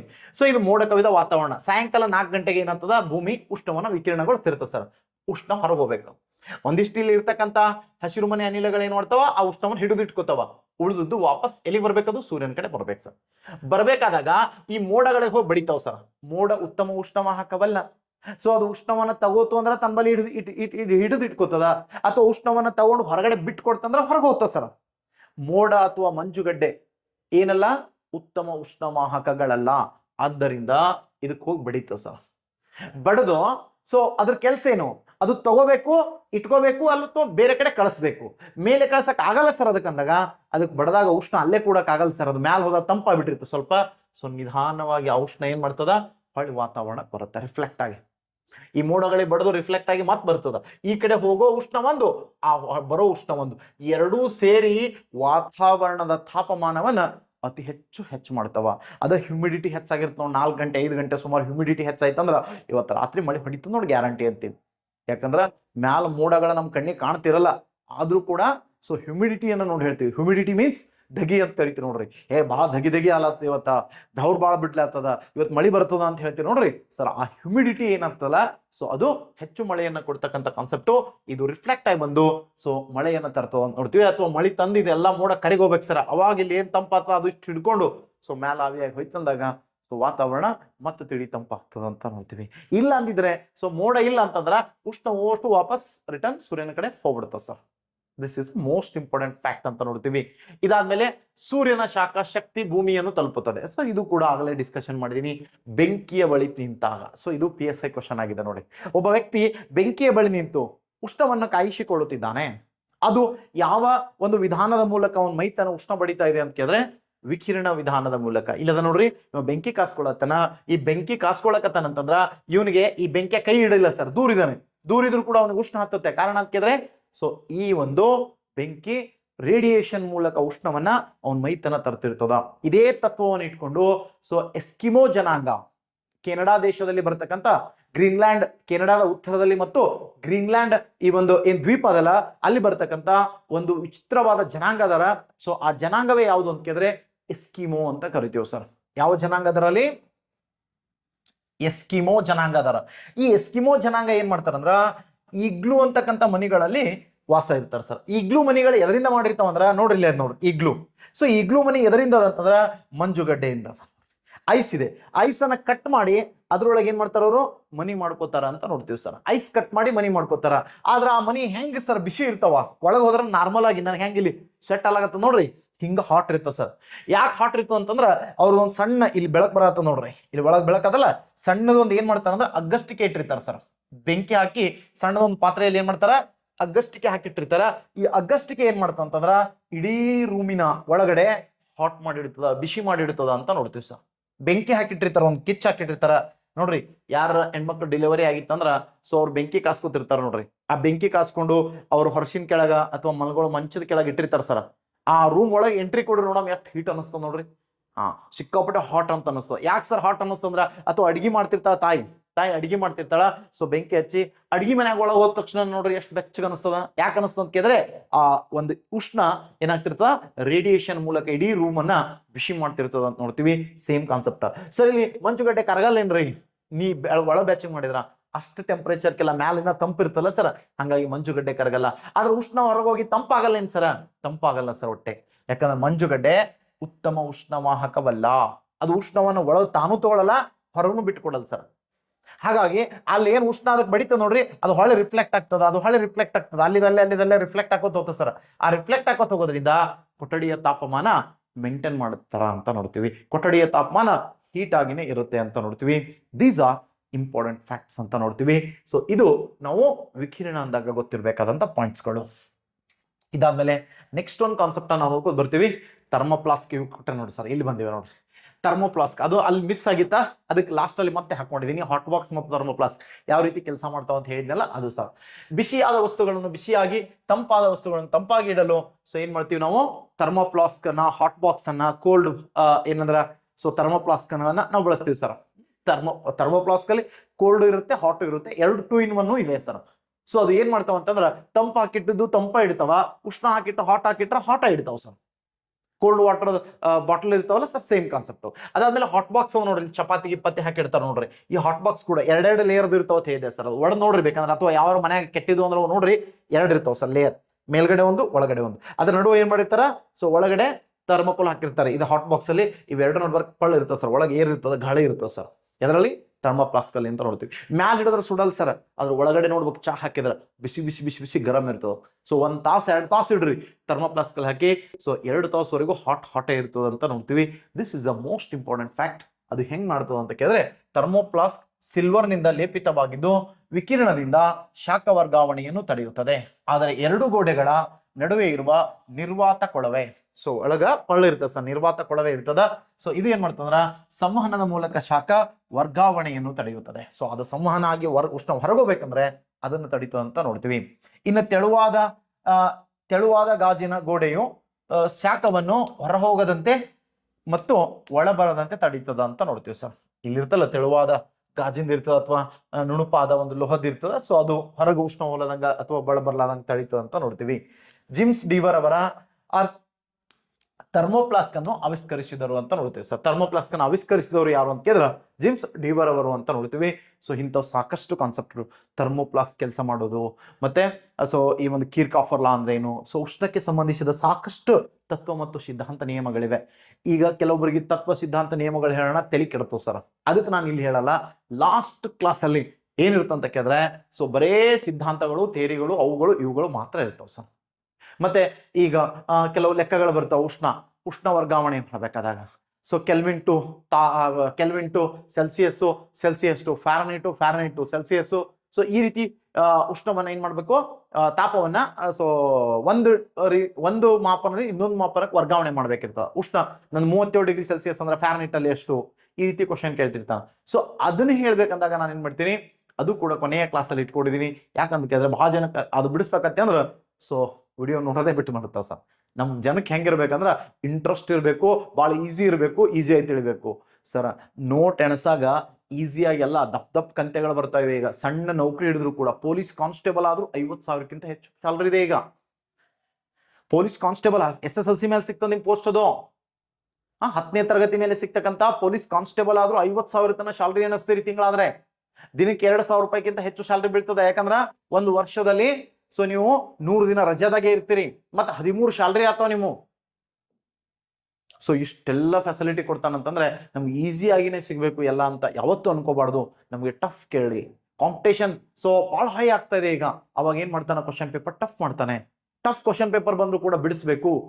ಸೊ ನಾನು ಸ್ಯಾಲರಿ ಎಣಿಸ್ಬೇಕು, ಸೊ ನಾನು ಟಫ್ ಲೆಕ್ಕಗಳನ್ನು ಬಿಡಿಸ್ಬೇಕು, ಟಫ್ ಕಾನ್ಸೆಪ್ಟ್ಗಳನ್ನು ತಿಳ್ಕೋಬೇಕು. ಯಾರು ಮಾಡದೇ ಇರ್ತಕ್ಕಂಥ ಒಂದು ಪಾಯಿಂಟ್ಸ್ ಅನ್ನು ಹೆಚ್ಚಿಗೆ ನಾನು ಮಾರ್ಕ್ಸ್ ತಗೊಂಡು ಹೆಚ್ಚಿಗೆ ಆಗಬೇಕು. ಬರೀ ನೌಕರಿ ಆಗೋ ಜೀವನದಲ್ಲಿ ದೊಡ್ಡದಲ್ಲ ಸರ್. ಆ ನೌಕರಿ ಎಷ್ಟನೇ ರ್ಯಾಂಕ್ನಾಗ ಹಿಡಿದೀನಿ ಅನ್ನೋದು ಬಹಳ ಮುಖ್ಯ ಆಗತ್ತೆ. ನಿಮ್ಮ ನೌಕರಿ ಹಿಡಿಯೋತನ ಗೊತ್ತಾಗಲ್ಲ, ಒಟ್ ಲಿಸ್ಟ್ನಾಗ ಹೆಸರು ಕೂತ್ರೆ ಸಾಕಂತೀರಿ. ಅದು ಮ್ಯಾಲಿಂದರ ಇರ್ಲಿ ಕೆಳಗಿಂದರ ಇರ್ಲಿ. ನನ್ನ ಕಾನ್ಸೆಪ್ಟ್ ಏನು ಅಂತಂದ್ರ, ಲಿಸ್ಟ್ನಾಗ ಹೆಸರು ಹೆಂಗ್ ಕುಂಡಿರ್ಬೇಕಂದ್ರ ಮ್ಯಾಲಿಂದ ನೋಡಂಗಿರ್ಬೇಕು ಸರ್. ಮ್ಯಾಲಿಂದ ಟಾಪ್ 10 ಒಳಗಿತ್ತಂದ್ರ ಫಸ್ಟ್ ಪ್ರಮೋಷನ್ ಲಿಸ್ಟ್ ಅಲ್ಲಿ ನೀವೇ ಇರ್ತೀರಿ ಸರ್. ಸೆಕೆಂಡ್ ಪ್ರಮೋಷನ್ ಲಿಸ್ಟ್ ಅಲ್ಲೂ ನೀವೇ ಇರ್ತೀರಿ. ಥರ್ಡ್ ಪ್ರಮೋಷನ್ ಲಿಸ್ಟ್ ಅಲ್ಲೂ ನೀವೇ ಇರ್ತೀರಿ. ಅಂದ್ರೆ ಅರ್ಥ, ನೀವು ಒಬ್ಬ ಸಿವಿಲ್ ಕಾನ್ಸ್ಟೇಬಲ್ ಆದ್ರೂ ಕೂಡ ನೀವು PSI ಆಗಿ ಸರ್ವಿಸ್ ಅನ್ನ ಮಾಡ್ತಿ. ನಾನು ಪೊಲೀಸ್ ಕಾನ್ಸ್ಟೇಬಲ್ ಆಗಿ 2008ರಲ್ಲಿ ಸೆಲೆಕ್ಷನ್ ಆದವನು. ಈಗ ನನ್ನ ದೋಸ್ತರೆಲ್ಲ ಒಂದಿಷ್ಟು ಮಂದಿ ಏನಾಗಿದ್ದಾರೆ, ಸೊ ಹೆಡ್ ಕಾನ್ಸ್ಟೇಬಲ್ ಆಗಿದ್ದಾರೆ, ASI ಆಗಿದ್ದಾರೆ, PSI ಆಗಿದ್ದಾರೆ. ಯಾರು ಸರ್ PSI ಆದವರು ಅಂತ ಕೇಳಿದ್ರೆ ಟಾಪ್ ರ್ಯಾಂಕರ್ಸ್. ನಾನು ಕೂಡ ಇದ್ರೆ ಈಗ ASI ಇರ್ತಿದ್ದೆ, ಕೆಲವುದಿಂದ PSI ಆಗ್ತಿದೆ. ಯಾಕೆ ಈ ಮಾತನ್ನ ಹೇಳ್ತಾ ಇದೀನಿ ಅಂದ್ರೆ, ನೌಕರಿ ಹಿಡಿಯೋದೇ ದೊಡ್ಡ ಮ್ಯಾಟ್ರು.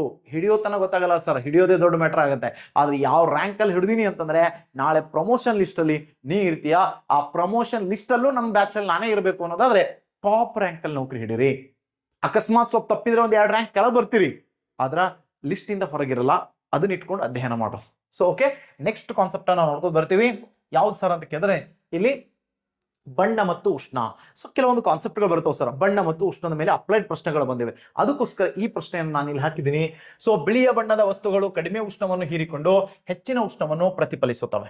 ಅದ್ರ ಮೇಲೆ ಬಿಳಿ ವಸ್ತುವಿನ ಮೇಲೆ ಉಷ್ಣ ಹಾಕ್ರಿ, ಅದು ಹೀರ್ಕೊಳ್ಳಲ್ಲ ಸರ್, ಅತಿ ಕಡಿಮೆ ಹೀರ್ಕೊಂಡು ಉಳಿದನ್ನೆಲ್ಲ ರಿಫ್ಲೆಕ್ಟ್ ಮಾಡ್ತದೆ ಅಂತ ನೋಡ್ತೀವಿ. ಕಪ್ಪು ಬಣ್ಣದ ವಸ್ತುಗಳು ನೋಡ್ರಿ, ಕಪ್ಪು ಬಣ್ಣದ ವಸ್ತುಗಳು ಏನ್ ಮಾಡ್ತಾವೆ, ಉಷ್ಣವನ್ನು ಜಾಸ್ತಿ ಹೀರ್ಕೊಂಡು ಕಡಿಮೆ ಉಷ್ಣವನ್ನು ಪ್ರತಿಫಲಿಸುತ್ತವೆ. ಇಲ್ಲಿ ಬಟ್ಟೆ ಕೊಟ್ಟಿ ನೋಡ್ರಿ, ಬಿಳಿ ಬಣ್ಣದ ಬಟ್ಟೆ ಬ್ಯಾಸಿಗಿಂದಾಗ ಅತಿ ಹೆಚ್ಚು ಸೂಟೇಬಲ್. ಇದು ಹಾಕೊಂಡು ನೀವು ಹೊರಗೆ ಹೋರಿ ಮೈ ಬಿಸಿನೇ ಅನ್ಸಲ್ಲ ಸರ್. ಅದೇ ಕರಿದು ಹಾಕೊಂಡು ಹೋರಿ ಒಂದು ಸೌಂಡ್ ಹೀಟ್ ಆಗ್ತಿರ್ತದ. ಯಾಕೆ ಸರ್ ಅಂತ ಕೇಳಿದ್ರೆ ಇದು ಹೆಚ್ಚು ಉಷ್ಣವನ್ನ ಹೀರಿಕೊಳ್ಳುತ್ತದೆ, ಬಾಡಿ ಹೆಚ್ಚು ಉಷ್ಣವನ್ನ ತಗ್ಗಿಸ್ತದ ಅಂತ ನೋಡ್ತೀವಿ. This is the most important fact. So ಮಧ್ಯಾಹ್ನ ಬಿಸಿಲಲ್ಲಿ ಅಂಗಾಲಿಗಿಂತ ಇನ್ನೊಂದು ಎಕ್ಸಾಂಪಲ್ ಕೊಟ್ಟಿ ನೋಡಿ ಸರ್. ಇಲ್ಲಿ ಉದಾಹರಣೆ ಏನಂತಂದ್ರೆ ಅಂಗಾಲಿಗಿಂತ ತಲೆಯ ಕೂದಲುಗಳು ಹೆಚ್ಚು ಬಿಸಿಯಾಗಿವೆ. ಇದು ಆಲ್ರೆಡಿ ನಮ್ಗ ಗ್ರೂಪ್ ಸಿ ಎಕ್ಸಾಮ್ ಅಲ್ಲಿ ಅಥವಾ KPSC ಕರೆದ ಎಕ್ಸಾಮ್ ನಲ್ಲಿ ಇದು ಆಗಿದೆ ಪ್ರಶ್ನೆ. ಏನ್ ಕೇಳ್ತಾನಂದ್ರೆ ಮಧ್ಯಾಹ್ನ ಬಿಸಿಲಲ್ಲಿ ನಾವು ಹೊರಗೆ ತಿರುಗಾಡ್ಕೊತ ಹೊಂಟಾಗ ನಮ್ಮ ಅಂಗಾಲುಗಳಿಗಿಂತ ತಲೆಗೆ ಹೆಚ್ಚು ಬಿಸಿ ಅನಿಸುತ್ತದೆ, ಕಾರಣ ಏನು ಅಂತ ಕೇಳ್ಯಾನ ಸರ್. ಅವ ನಮ್ ಜನ ಏನ್ ಹಾಕ್ಯಾರ ಗೊತ್ತೇನ್ರಿ ಅದಕ್ಕ ಏನಂತಂದ್ರ, ಸೊ ಕಾರಣ ತಲೆಗೆ ಬಿಸಿಲು ಹತ್ತದ ಕಾರಣ ಅಂತ ಕೇಳಿದ್ರೆ, ಸೊ ತಲಿ ಸೂರ್ಯನಿಗೆ ಸಮೀಪದ ನೋಡ್ರಿ, ಸೂರ್ಯನಿಗೆ ಸಮೀಪದ ಮೊದಲು ಉಷ್ಣ ಕಿರಣ ತಲಿ ಬಡಿತವ, ಹಂಗಾಗಿ ತಲಿ ಹೆಚ್ಚು ಬಿಸಿ ಆಗ್ತದ ಅಂತ ಕೇಳ್ತಾನ. ತಪ್ಪು ಸರ್. ಭೂಮಿಯಿಂದ ವಸ್ತುಗಳು ಮೇಲಕ್ಕೆ ಹೋದಂತೆ ಉಷ್ಣವು ಕಡಿಮೆ ಆಗುತ್ತದೆ. ನೋಡ್ರಿ, ಭೂಮಿಯಿಂದ ನಾವು ಮೇಲಕ್ಕೆ ಹೋದಂತೆ ಉಷ್ಣವು ಕಡಿಮೆ ಆಗುತ್ತದೆ. ಮುಂದೆ ಬರುತ್ತೆ ಇನ್ನೊಂದು ಕಾನ್ಸೆಪ್ಟ್ ಇದೆ, ಒತ್ತಡ ಅಂತ ಹೇಳ್ತೀನಿ, ಅಲ್ಲಿ ಬರುತ್ತೆ. ಸೊ ಆಕ್ಚುಲಿ ಸೂರ್ಯನಿಗೆ ಬಿಸಿಲು ಎಲ್ಲಿ ಅಂತಂದ್ರ 4 ಮಹಡಿಯ ಮೇಲೆ ನಿಂತ ವ್ಯಕ್ತಿಗಿಂತ ನೆಲದ ಮೇಲೆ ನಿಂತ ವ್ಯಕ್ತಿಗೆ ಹೆಚ್ಚು ಬೆಳೆಯುತ್ತದೆ. ಇದು ಕ್ವಶನ್ ಆಗಿದೆ. ಯಾಕಂದ್ರ ಸೊ ಭೂಮಿಯಿಂದ ಉಷ್ಣ ವಿಕಿರಣಗಳು ಜಾಸ್ತಿ ಹೋಗ್ತಿರ್ತಾವ, ಈ ವ್ಯಕ್ತಿ ಮೊದಲು ಬಡಿತದ, ಹಾಗಾಗಿ ಇವ ಜಾಸ್ತಿ ಹೀಟ್ ಆಗ್ತಾನೆ ಕೆಳಗಿದ್ದವ. ಸೊ ಮೇಲೆ ಹೋದಂಗ ತಂಪಾತ ಸರ್, ಒತ್ತಡ ಕಡಿಮೆ, ಸೂರ್ಯನ ಕಿರಣಗಳು, ಸೊ ಒತ್ತಡ ಕಡಿಮೆ ಇರೋದ್ರಿಂದ ಆ ವ್ಯಕ್ತಿಗೆ ಕಡಿಮೆ ಬಿಸಿಲನ್ನ ಕೊಡುತ್ತೆ.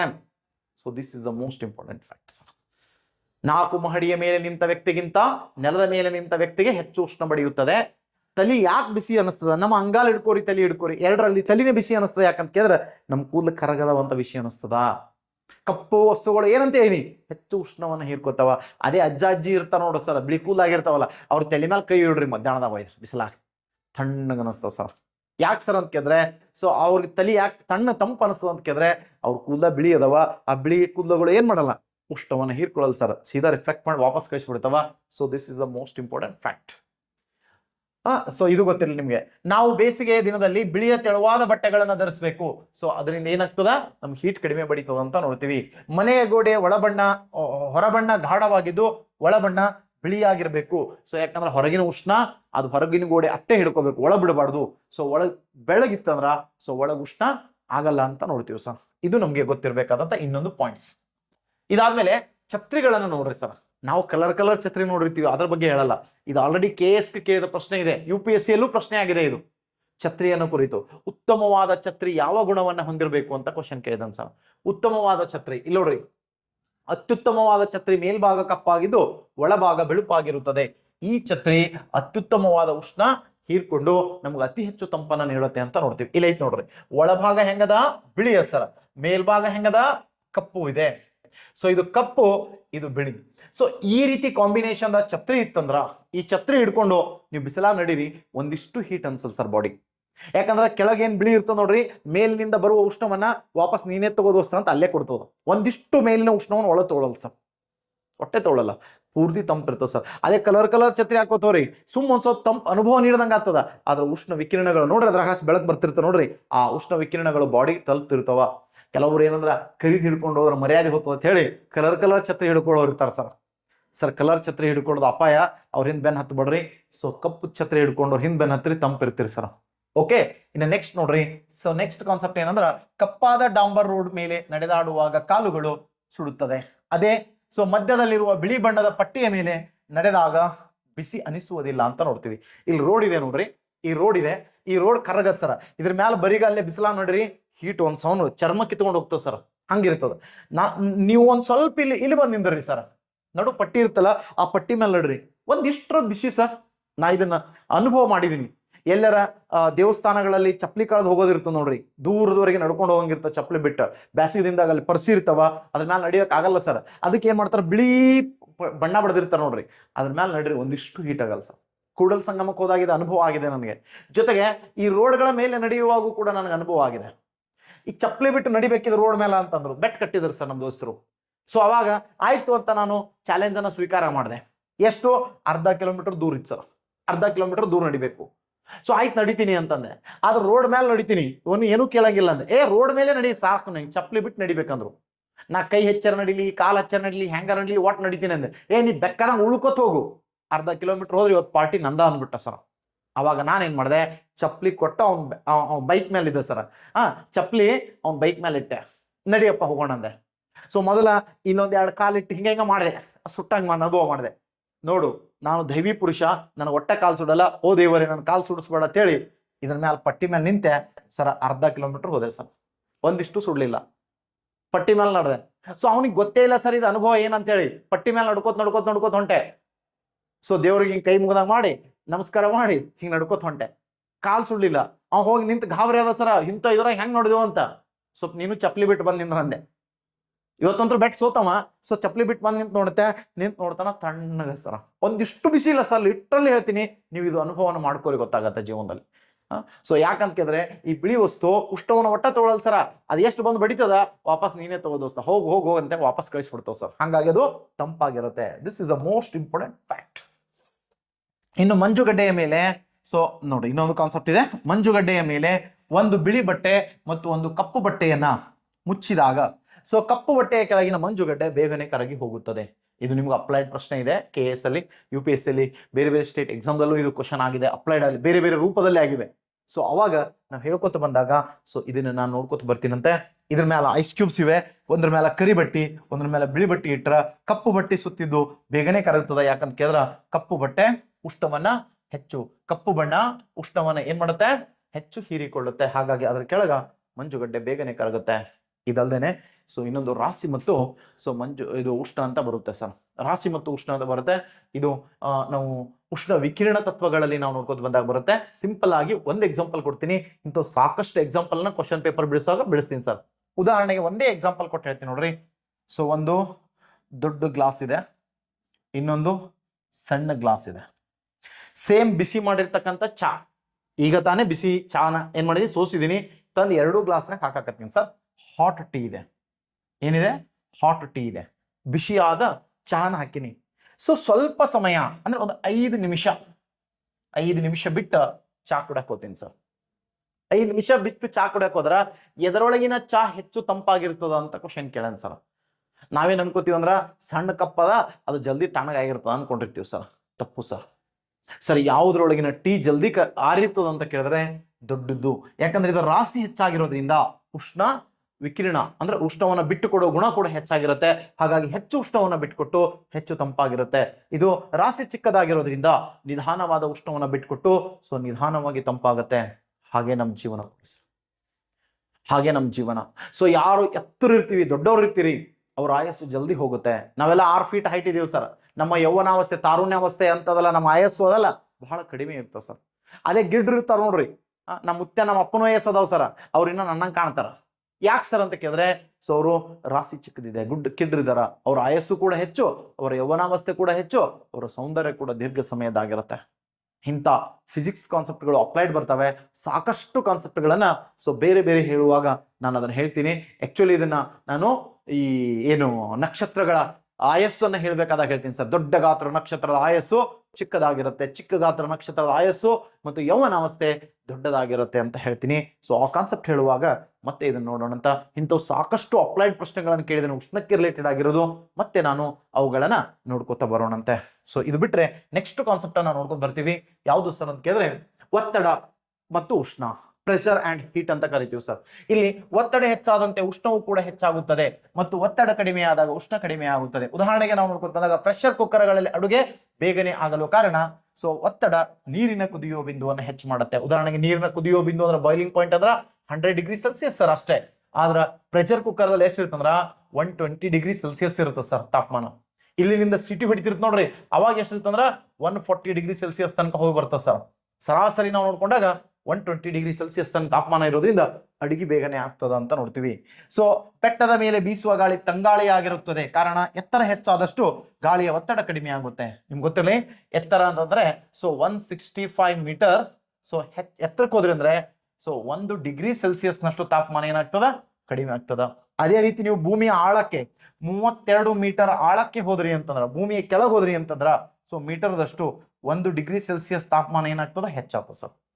ನೀವು ಒಳಗೆ ಹೋದಾಗ ಹೆಚ್ಚಾಗುತ್ತಾ, ಮೇಲೆ ಹೋದಾಗ ಕಡಿಮೆ ಆಗುತ್ತೆ. ಕಾರಣ ಅಂತ ಕೇಳಿದ್ರೆ ಒತ್ತಡ ಹೆಚ್ಚು ಕಡಿಮೆ ಆಗೋದ್ರಿಂದ. ಇದಾದ್ಮೇಲೆ ಅತಿ ಎತ್ತರವಾದ ಪರ್ವತಗಳು ತಮ್ಮ ಶಿಖರಗಳ ಮೇಲೆ ಏನ್ ಮಾಡಿರ್ತಾವ, ಮಂಜುಗಡ್ಡೆಯನ್ನು ಆವರಿಸಿಕೊಂಡಿರುತ್ತವೆ. ಕಾರಣ ಅಲ್ಲಿ ಕಡಿಮೆ ಒತ್ತಡದಿಂದ ಹೆಚ್ಚು ತಂಪಾಗಿದ್ದು ಸ್ನೋ ಕವರ್ಡ್ ಏರಿಯಾ ಆಗಿರ್ತಾವ ಅವೆಲ್ಲ ಅಂತ ನೋಡ್ತೀವಿ ಸರ್. ಉದಾಹರಣೆಗೆ ಇಲ್ಲಿ ನೋಡಿ, ಪ್ರೆಷರ್ ಕುಕ್ಕರ್ ಇದೆ, ಇಲ್ಲಿ ಏನಾಗ್ತದ ಅಡ್ಗೆ ಜಲ್ದಿ ಆಗ್ಲತ್ತದ. ಸೊ ಇದೇ ರೀತಿಯಲ್ಲಿ ಸೊ ಏನಿದೆ ಸ್ನೋ ಕವರ್ಡ್ ಏರಿಯಾ ಇದೆ, ಇಲ್ಲ ನೋಡ್ರಿ ನೆಲನೇ ಅದ ಸರ್, ಇಲ್ಲಿ ಬೆಟ್ಟ ಮಣ್ಣೆ ಗುಡ್ಡೆ ಇದೆ ಸರ್, ಅದ್ರ ಮೇಲ್ಗಡೆ ಹೋದಂತ ಐಸ್ ಕವರ್ ಆಗ್ಯದ.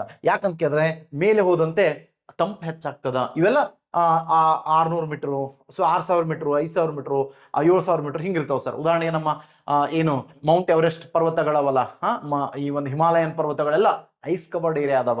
ಯಾಕೆ ಸರ್ ಅಷ್ಟು ಅಂತ ಕೇಳಿದ್ರೆ ಸರಾಸರಿ ಅವಳ ಹೈಟೇ 4 ಕಿಲೋಮೀಟರ್ಗಿಂತ ಹೆಚ್ಚದ ಸರ್, 4, 5, 6 ಕಿಲೋಮೀಟರ್. ಸೊ ಹಿಂಗದಾವ. ಹಾಗಾಗಿ ಆ ಹೈಟ್ಗೆ ಹೋಗ್ಬಿಟ್ರೆ ಅಂದ್ರೆ ಹೆಚ್ಚು ತಂಪಿರುತ್ತೆ ಅಂತ ನೋಡ್ತೀವಿ. ಇನ್ನೊಂದು ಕೇಳ್ತಾನೆ, ಗಿರಿಧಾಮಗಳು ಯಾಕೆ ಹೆಚ್ಚು ತಂಪಾಗಿರುತ್ತವೆ ಅಂತ ಕೇಳ್ತಾನ. ಗಿರಿಧಾಮಗಳು ಯಾಕೆ ಹೆಚ್ಚು ತಂಪಾಗಿರ್ತಾವ ಅಂದ್ರೆ ಅವು ಹಿಲ್ ಸ್ಟೇಷನ್ದಾಗ ಇರ್ತಾವ, ಅತಿ ಎತ್ತರವಾದ ಪರ್ವತಗಳಲ್ಲಿ ಆ ಗಿರಿಧಾಮಗಳಿರ್ತಾವ. ಉದಾಹರಣೆಗೆ ದಕ್ಷಿಣ ಭಾರತ ಏಕೈಕ ಗಿರಿಧಾಮ ಊಟಿ ಅಂತ ನೋಡ್ತೀವಿ, ಅದು ಭೂಮಟ್ಟ ಅಥವಾ ಸಮುದ್ರ ಮಟ್ಟದಿಂದ ಹೆಚ್ಚು ಎತ್ತರದಲ್ಲಿದೆ. ಇನ್ನ ಸೊ ಅಸ್ಸಾಂನಲ್ಲಿ ಬರ್ತಕ್ಕಂಥ ಇದು ಬಂಗಾಳದಲ್ಲಿ ಬರ್ತಕ್ಕಂಥ ಡಾರ್ಜಿಲಿಂಗ್ ಅಂತ ಕರಿತೀವಿ, ಅದು ಕೂಡ ಗಿರಿಧಾಮಗಳ ರಾಣಿ ಅಂತ ಕರಿತೀವಿ. So queen of hill station ಅಂತ ಕರಿತೀವಿ. ಯಾಕಂತ ಕೇಳಿದ್ರೆ ಅದು ಹೆಚ್ಚು ತಂಪಾದ ಪ್ರದೇಶವಾಗಿದೆ, ಅಲ್ಲಿ ಗ್ರೀನ್ ಟೀ ಅದೆಲ್ಲ ವಿಶೇಷವಾಗಿ ಬೆಳೀತಾರಂತ ನೋಡ್ತೀವಿ. ಸಿಮ್ಲಾ, ಮನಾಲಿಗಳು ಇವೆಲ್ಲ ಹೆಸರು ಕೇಳಿರ್ಬೇಕು ನೀವು. ಸೊ ಇವು ಏನು ಸರ್ ಅಂತ ಕೇಳಿದ್ರೆ ಗಿರಿಧಾಮಗಳಾಗಿವೆ. ಯಾಕೆ ಸರ್ ಅಂತ ಕೇಳಿದ್ರೆ ಅವು ಭೂಮಟ್ಟದಿಂದ ಹೆಚ್ಚು ಎತ್ತರದಲ್ಲಿವೆ. ಇಂತಹ ಪ್ರಶ್ನೆಗಳು ಅಪ್ಲೈಡ್ ಅಲ್ಲಿ ಸಾಕಷ್ಟು ಬಂದಿವೆ, ಅವುಗಳನ್ನ ಡಿಸ್ಕಷನ್ ನೆಕ್ಸ್ಟ್ ಕ್ಲಾಸಲ್ಲಿ ಮಾಡೋಣ ಅಂತ ಹೇಳುತ್ತಾ ಇವತ್ತಿನ ದಿನ ಇಷ್ಟು ಕ್ಲಾಸನ್ನು ಕೇಳಿರಿ. ಐ ಹೋಪ್ ಇವತ್ತಿನ ಕ್ಲಾಸ್ ಇಂಟ್ರೆಸ್ಟ್ ಅನ್ಸೋದಂತ. ದಯವಿಟ್ಟು ಇಂಟ್ರೆಸ್ಟ್ ಅನ್ಸಿದ್ರೆ ಒಂದು ಕೆಲಸ ಮಾಡಿ ಸ್ನೇಹಿತರೆ, ನಾವು ಚಾನಲ್ನ ಮಾಡಿದ್ದೀವಿ, ಎಲ್ಲ ಕಡೆ ಆಫ್ಲೈನ್ ಹೇಳೋದನ್ನು ಬಿಟ್ಟಿದ್ದೀನಿ. ಸೊ ಮತ್ತು ಆಫ್ಲೈನ್ ಕ್ಲಾಸ್ಗಳನ್ನು ಮಾಡೋ ಯಾವ ಯೋಜನೆಯನ್ನು ಈ ಸದ್ ನಾನು ಇಟ್ಕೊಂಡಿಲ್ಲ. ಅದರ ವಿಶೇಷ ಅಂತ ಕೇಳಿದ್ರೆ ನಾನು, ನನ್ನ ಹೆಂಡತಿ ಮತ್ತು ನಮ್ಮದೊಂದು ಟೀಮ್ ಕೂಡಿ ಆನ್ಲೈನ್ ಕ್ರಾಂತಿಯಲ್ಲಿ ಮಾಡಬೇಕಂದಿದ್ದೀವಿ. ಅದು ನಮ್ಮಿಂದ ಸಾಧ್ಯ ಇಲ್ಲ, ನಿಮ್ಮಿಂದ ಸಾಧ್ಯ. ಒಂದು ಕೈಯಿಂದ ಚಪ್ಪಾಳೆನ ಎಷ್ಟೇ ಪ್ರಯತ್ನ ಪಟ್ಟರು ಆಗಲ್ಲ, ನಿಮ್ಮ ಕೈ ಕೂಡ ಬಂದು ಜಸ್ಟ್ ಟಚ್ ಮಾಡಿ ಸಾಕು, ಒಂದು ಸೌಂಡ್ ಆಗ್ತದೆ. ಈ ಕರ್ನಾಟಕದಲ್ಲಿ ಒಂದು ಸೌಂಡನ್ನು ಮಾಡೋಣ ಅಂತ ಒಂದು ಆಸೆ ಇಟ್ಕೊಂಡು ನಾನು ಈ ಕೆಲಸವನ್ನು ಮಾಡ್ತಾ ಇದ್ದೀನಿ. ಸೊ ದಯವಿಟ್ಟು ನಿಮ್ಮ ಸಪೋರ್ಟ್ ಇರಲಿ. ನಿಮ್ದೇನಿಲ್ಲ, ಒಂದು ಸಬ್ಸ್ಕ್ರೈಬ್, ಒಂದು ಲೈಕ್, ಒಂದು ಶೇರ್, ಒಂದು ಕಮೆಂಟ್ ಮಾಡೋದನ್ನು ಒಟ್ಟೆ ಮರಿಬಾಡ್ರಿ. ಇವು ಯಾವ ಮಾಡಿಲ್ಲ ಅಂದ್ರೂ ಕೂಡ ದಯವಿಟ್ಟು ಕಮೆಂಟ್ ಮಾಡ್ರಿ. ನಾವು ಹೇಳುವಾಗ ಸ್ವಲ್ಪ ಏನಾದ್ರು ಮಿಸ್ಟೇಕ್ಸ್ ಇತ್ತಂದ್ರೆ ಕಮೆಂಟ್ ಮೂಲಕ ಹೇಳಿ, ಅಥವಾ ಅತ್ಯುತ್ತಮ ಅನಿಸಿತ್ತಂದ್ರೆ ಒಂದು ಉತ್ತಮವಾಗಿದೆ ಮೆಸೇಜ್ ಹಾಕಿದರೆ ಇನ್ನೂ ಮಾಡುವ ಸ್ಫೂರ್ತಿ ನಮ್ಮಲ್ಲಿ ಸಿಗುತ್ತೆ ಅಂತ ಹೇಳುತ್ತಾ, ಜೊತೆಗೆ ಇದಕ್ಕೆ ಫಿಸಿಕ್ಸ್ಗೆ ಸಂಬಂಧಿಸಿರ್ತಕ್ಕಂಥ ಸಂಪೂರ್ಣ ವಿಷಯ ವಿತ್ ಪ್ರಶ್ನೆ ಪತ್ರಿಕೆಯ ಡಿಸ್ಕಷನು ಕೇವಲ ಅತಿ ಕಡಿಮೆ ದುಡ್ಡಲ್ಲಿ ಏನಂದ್ರೆ ನಮ್ಮ PB ರೆಡ್ಡಿ ಆ್ಯಪಲ್ಲಿ ಸಿಗುತ್ತೆ. ಮತ್ತೆ HSTR GPSTRಗೆ ಸಂಬಂಧಿಸಿರ್ತಕ್ಕಂಥ ಬ್ಯಾಚ್ ಕೋರ್ಸು, ಮತ್ತೆ ಅದೇ ರೀತಿಯಲ್ಲಿ ನಿಮ್ಗೆ ಏನಂತಂದ್ರೆ ಇನ್ನೊಂದು ವಿಶೇಷ ಏನು ಅಂತ ಕೇಳಿದ್ರೆ, ನಿಮಗೆ KSPSI ಓದ್ತಾ ಇದ್ದೀನಿ ಅಂತಂದ್ರೆ ಅತಿ ಕಡಿಮೆ ದುಡ್ಡಲ್ಲಿ ನಿಮ್ಮ ಮನೆಯಲ್ಲೇ ಕುಂತು ಕಳೆಯುವಂಥ ಭಾಗ್ಯವನ್ನು ಮಾಡಿಕೊಟ್ಟಿದ್ದೀನಿ. ಸೊ PB ರೆಡ್ಡಿ ಆ್ಯಪಲ್ಲಿ ಸೊ ಅದು ಕೂಡ ಸಿಗುತ್ತೆ, ಸಿಂಗಲ್ ಕೋರ್ಸ್ಗಳು ಮತ್ತು ಕಂಬೈನ್ಡ್ ಬ್ಯಾಚಸ್ಸು ಕೂಡ ಸಿಗುತ್ತೆ. ಸೊ ಇವುಗಳನ್ನು ಆನಂದಿಸಿ ಕೇಳಿ, ಮತ್ತೆ ಏನಾದರೂ ಸಲಹೆಗಳಿದ್ರೆ ನೀಡಿ ಅಂತ ಹೇಳುತ್ತಾ ಇವತ್ತಿನ ಕ್ಲಾಸನ್ನು ಮುಗಿಸ್ತಾ ಇದ್ದೀನಿ. ನಮಸ್ಕಾರ.